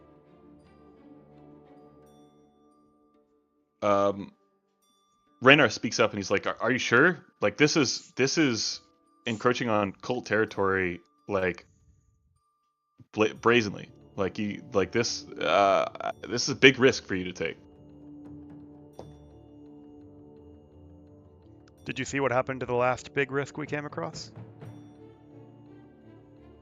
Yeah, it took us a whole week to clean up the dockboard, but you did good work. And I would look at Chris, and like that comment was said very dryly, not as like a bitchy dunk, but like a vote of confidence in our abilities. And I would look at Chris and say, if Chris thinks that we should do it, then yeah, we should do it. Okay. That's going to inform what we're going to do. That's cool. Actually, I have a good idea for how we're going to do that. We'll do some investigating on where what the White Mask's territory is and get back to you shortly. Oh, Ramalia says. Okay. Thank you, sister. She's a Harper as well. So I say it genuinely. Yeah.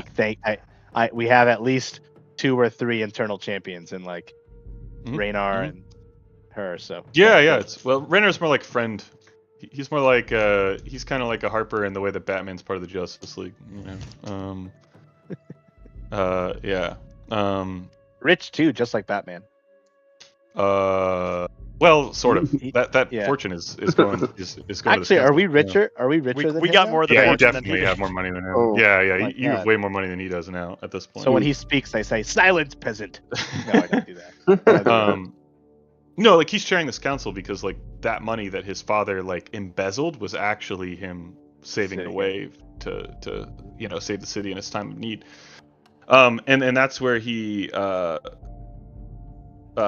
like, okay, on to the next important topic, which is how we proceed from here. And then Ravengard speaks up and he's just like, we need to send forces to stop the raids happening in the south. Outside of the gate's walls, there are consistent dragon raids. to the point where there's an entire caravan moving north.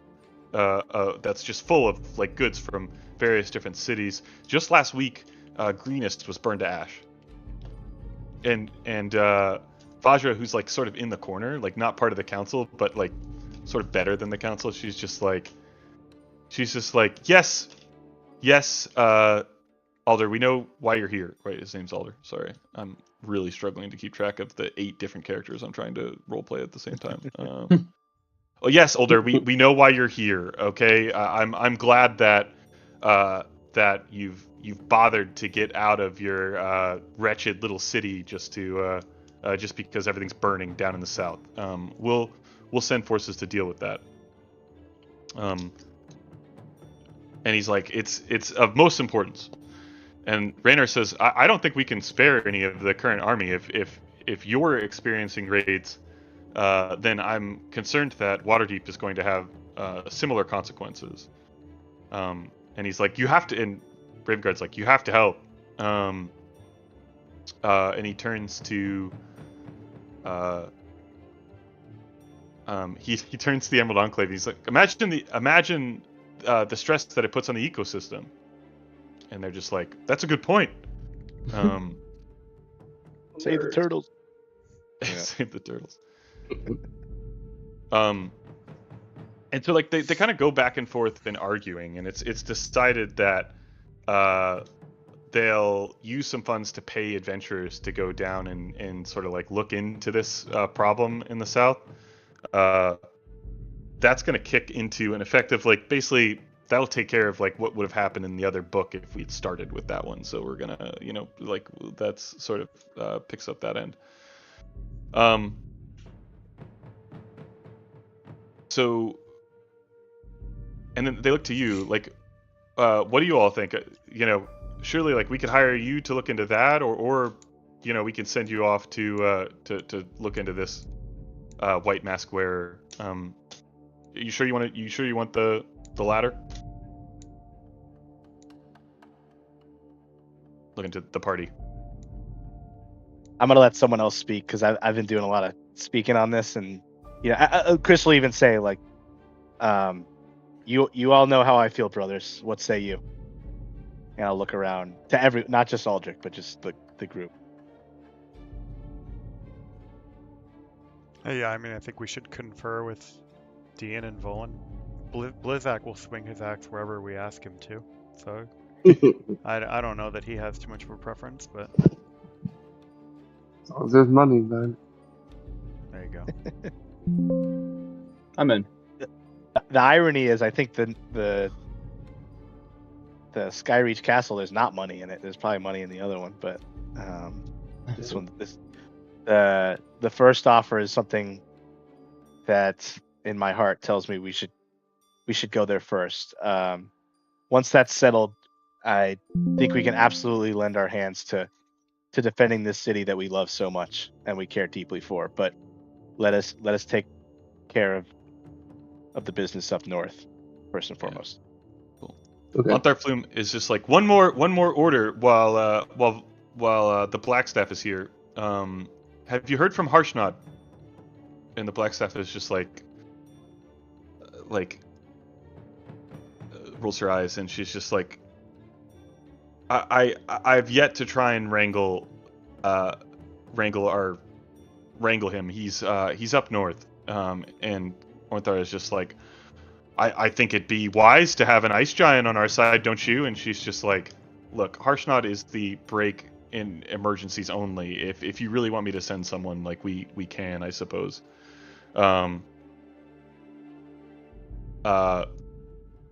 And he's just like, I think if it's of most of importance, and a lot of people are like, here. All of you give me like a history check. Harshnod. Oh, I don't know who the fuck that is. Alright. Here we go. Someone got a 5th. Oh!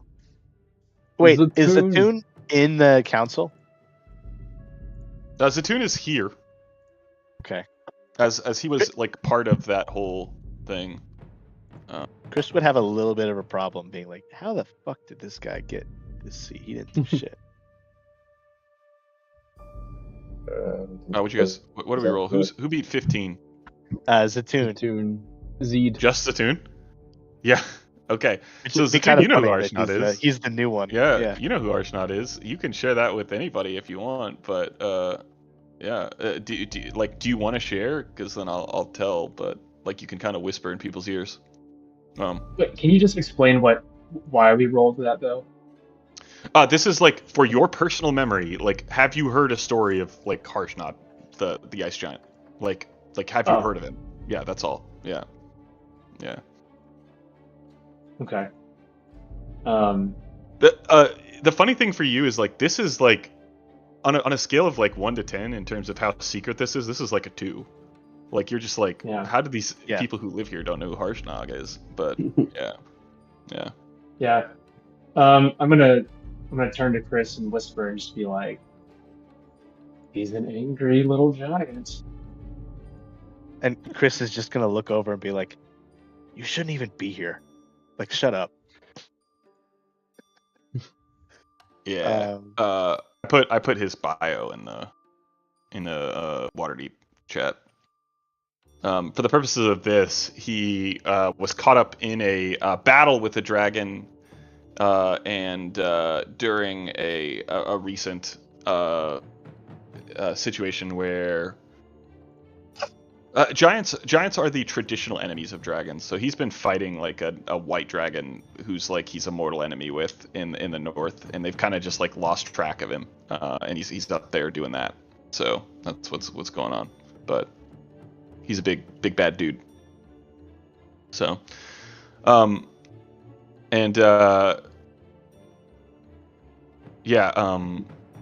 like, you know what, we'll get people on it. Is that all? And Rainer's like, any other business? All right, cut for music rehearsal. No. Nah. Hold on, Jamie Johns. Yeah. Yeah, finger guns everywhere. So that ends the cycle. As things wrap up, you walk out, and his name was Mert, I believe, right? Yep. Harper. Yeah. As when you get home, Mert is like sort of standing in the archway, like in your entryway, and he's like, "So you're going after the cult, huh?" Someone's got to. And he's like, "I got some info for you, but you're not gonna like it." Come inside. Yeah, he heads in, and it's actually kind of crowded. You know, like there's people inside having drinks and stuff. The employee that you hired is doing that, so you might need to go upstairs.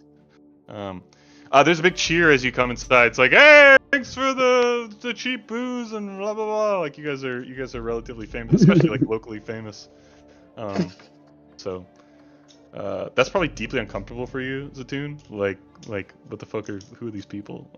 Yeah, but I'm definitely just trying not to be nice. That's actually pretty easy. The crowd's so big, like you could just get on the sidelines. So, do you guys go to a quiet place? Then? Yeah, we'll go up to the study that I've made my room, because my accommodations are not really very roomy. Uh-huh. There's still like a table and some shitty chairs, some bookcases. Yeah. He's like, I'm here to tell you about the domain of Resmir, the worm speaker that wore the white dragon mask before his untimely demise.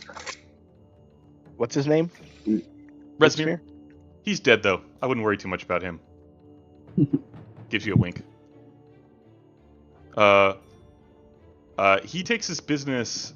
Well, it's a combination of the Skyridge Castle, which we recently took over, and a hunting lodge deep in the spine of the world. I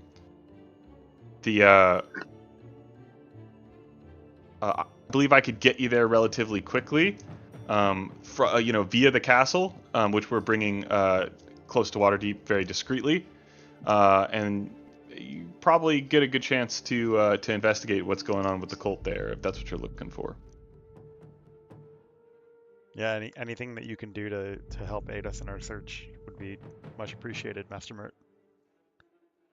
Great.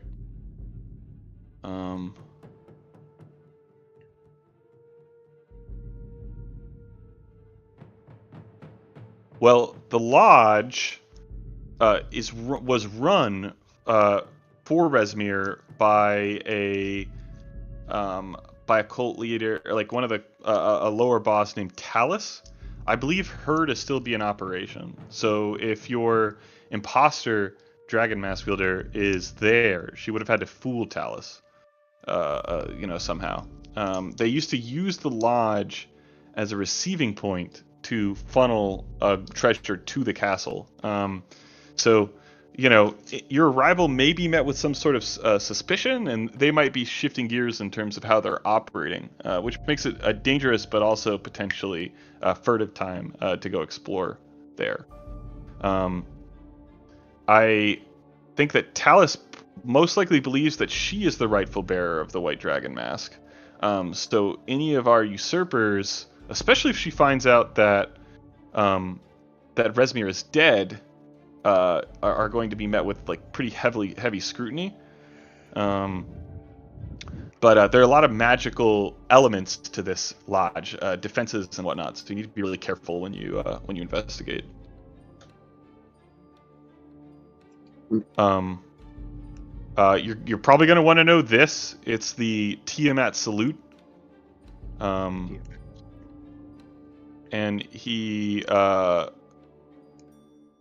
holds his hand out like horizontally like this and just goes like this. It's straight horizontal. And he says it comes with the phrase "All hail Tiamat" or "They shall rise." Frequently used as passphrases. You make sure your fingers are outstanding because it's for like the 5 heads. What? Not the one, not Chris. the shark. Not the shark. No, 5 heads of Tiamat. Yeah. Got it. Okay. I think we can manage to remember that, says Chris. You know what they say, 5 heads are better than 1. Right. Did they say that? Notably, if you're going north, because you're going north anyway, like you might try and track Harshnag down if that's if that becomes stop. available to you. Yeah. Might be a good use of your time. It's gonna be quite cold there, so I'd wear your warm gear. Yeah, I think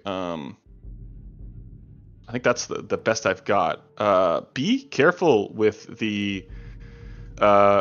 this mask wielder. We don't know what their intentions are. Mask wearer. We don't know what their intentions are.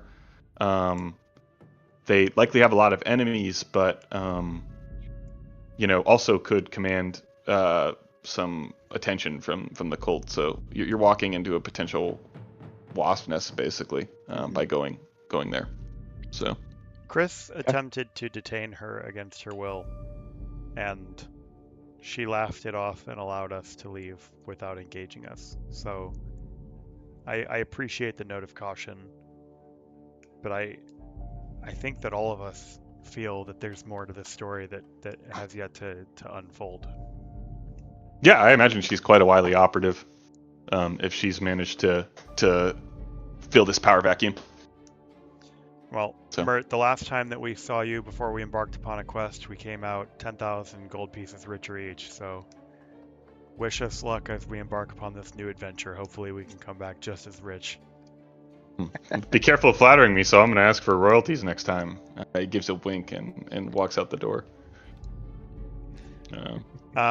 At Mert walking out the door, I'm gonna kind of scan the party and see if anyone has anything to say, and if we're not gonna talk, I'm gonna show Zatoon to where a couple of rooms lay uninhabited upstairs, just so that he can kind of set up shop. I'm assuming that during the week between the death of Xanathar and our appearance before the court, Zatoon's not really moved in yet. We've probably kept in touch here and there so that he could know that we were going to meet with the council, but like we haven't really officially welcomed him as a part of the pride. And so I'm gonna kind of like walk him to like a side room that I think he should stay in, and ask him to go in and check it out, and walk back and check in with the group for the first time and make sure that we feel good about him joining the party and about the kind of collision course we're on with the white mask. And so I walk back into the room, and I make sure to like look individually into the eyes of Volan and Dean and Chris and Blizzak and say, we just wrapped up a faction war in Waterdeep, but what we're getting ready to embark upon is something much larger and much more dangerous, where we've got dragons with shadow operatives, and it's hard to say where the bottom is, but I feel confident that with this group that we can overcome anything. But I have no reason to believe that Zatoon means us any harm. He's shown us at several junctions now so far that there is no intent to hurt us, and I may or may not have detected good or evil and not gotten anything from him. So I think that we should vote about him joining the Pride and just go with majority rules. Vote him in. Okay, that's an aye for Volan. Dean? Aye. Blizzak? Aye. Chris? He's welcome to join us. It does not mean he's one of us. Chris is a hater. At hearing this, Aldrich. I'm surprised he got in on the first vote. Aldrich. Oh my god. Aldrich would file away nice. a note Nice. for. Sorry, that derailed everything. No, it's okay. Ross, I'm sorry. Guys, Lene is listening. Let's not give away fraternity secrets. No.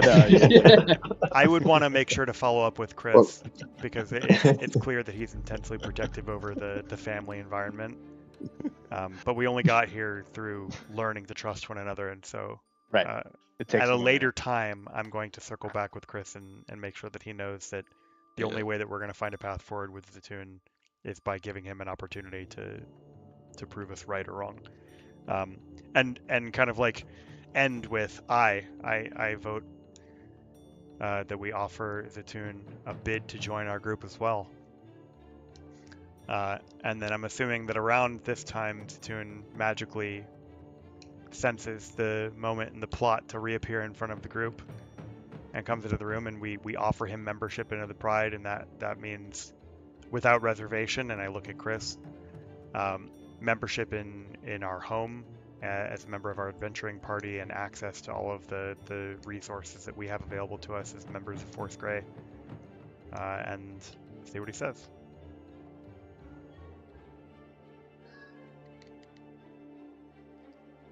Do you say? I'm gonna walk into He the says- room. Up the noises. And I'm going to succinctly and humbly say I accept to be a member of your group. I think we can help each other out. And I look forward to more opportunity. And I'm going to look at Chris and just kind of nod, be like, I get it. It's all good. But keep my distance. And Dean, okay. Oh, no, please. I was just gonna say Dean's gonna grab a beer and he's gonna shove it into your chest and say, I hope you like to drink.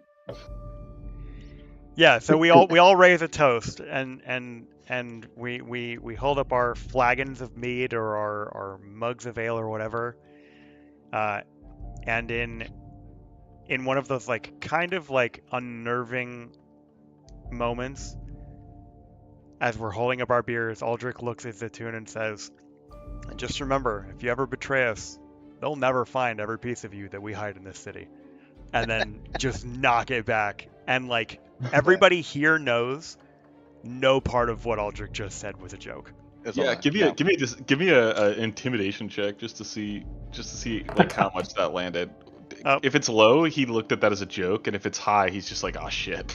It was a 7, so he looked at it as a joke. Yeah, he's like, they're not gonna kill me, right? Right? He just watched me do 250 points of damage to Xanathar. I'm rolling that again. Yeah, you can do it with advantage. Listen, I chose this side for a reason. 13, baby.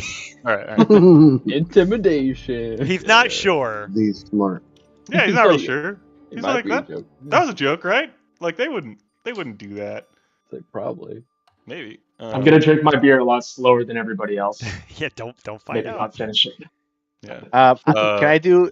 I imagine we're about to turn it down for the night. Yeah. So can I do one quick stupid Chris thing? Yeah, because I am gonna like lead us to the next locale before we turn it down. So you can do Chris things until then. Yeah. So I'm just gonna like oh great, yeah, beer. Hey, I'm actually gonna turn it down for the night. You guys keep enjoying yourselves. And then Chris is gonna turn up to the very top, like the attic room that he's in. And if you guys remember, I think Dean, you've heard this before, but there was a song that only you heard that Chris Bigsby played. heard it too, and said you had Bigsby heard it too. Yeah, exactly. I reread the whole book, so there you go. No, so I'm gonna pick up my lyre with no audience. I'm gonna touch my necklace, and I'm gonna sing the first part of the song, which is, "We were shadows cast in borrowed light, two names the dark forgot. You were the spark I learned to follow. I was your shield until I was not." And the second part, the lyrics have changed a little bit since the last time. "If you hear this, my distant aria, I know the road has carried you far. I am done with only searching. We are coming wherever you are." And then he just kind of, yeah, and that's his like phase out moment. So. Sick.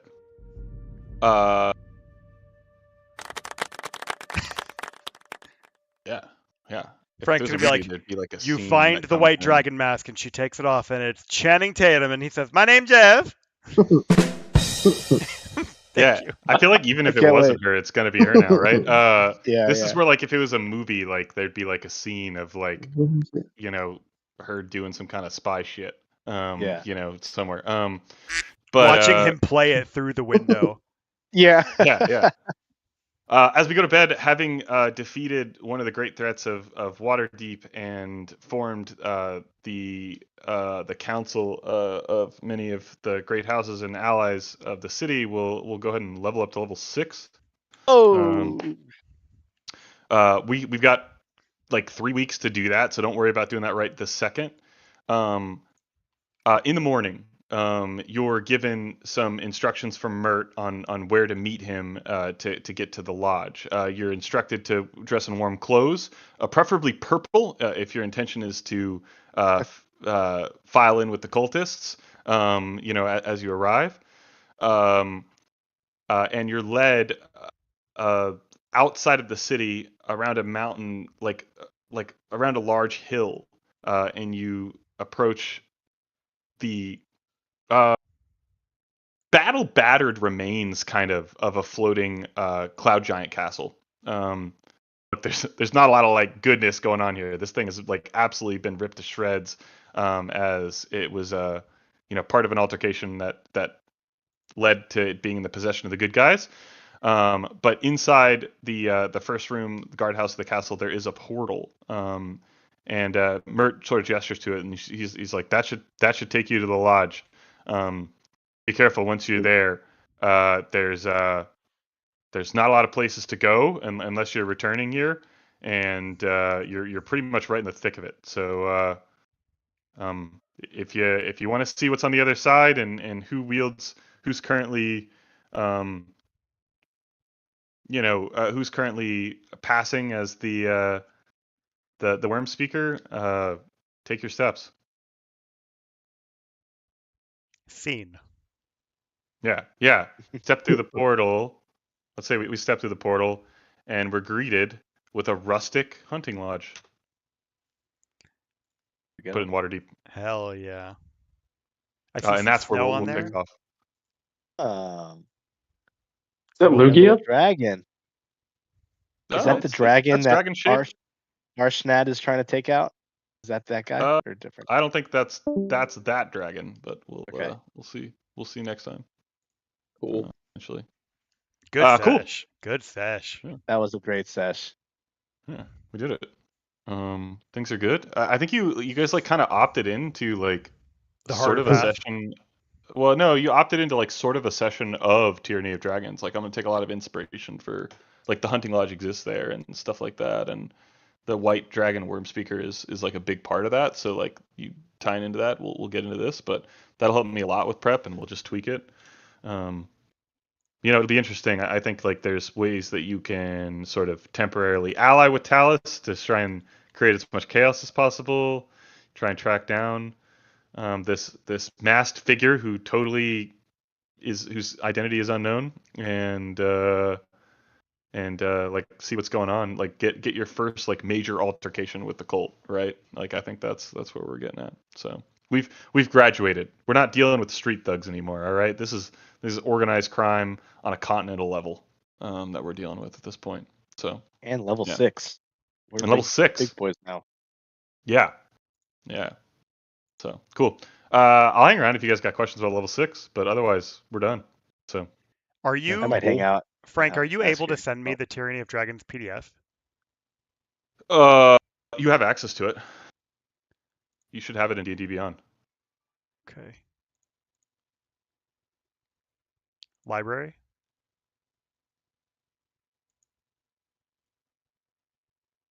Okay.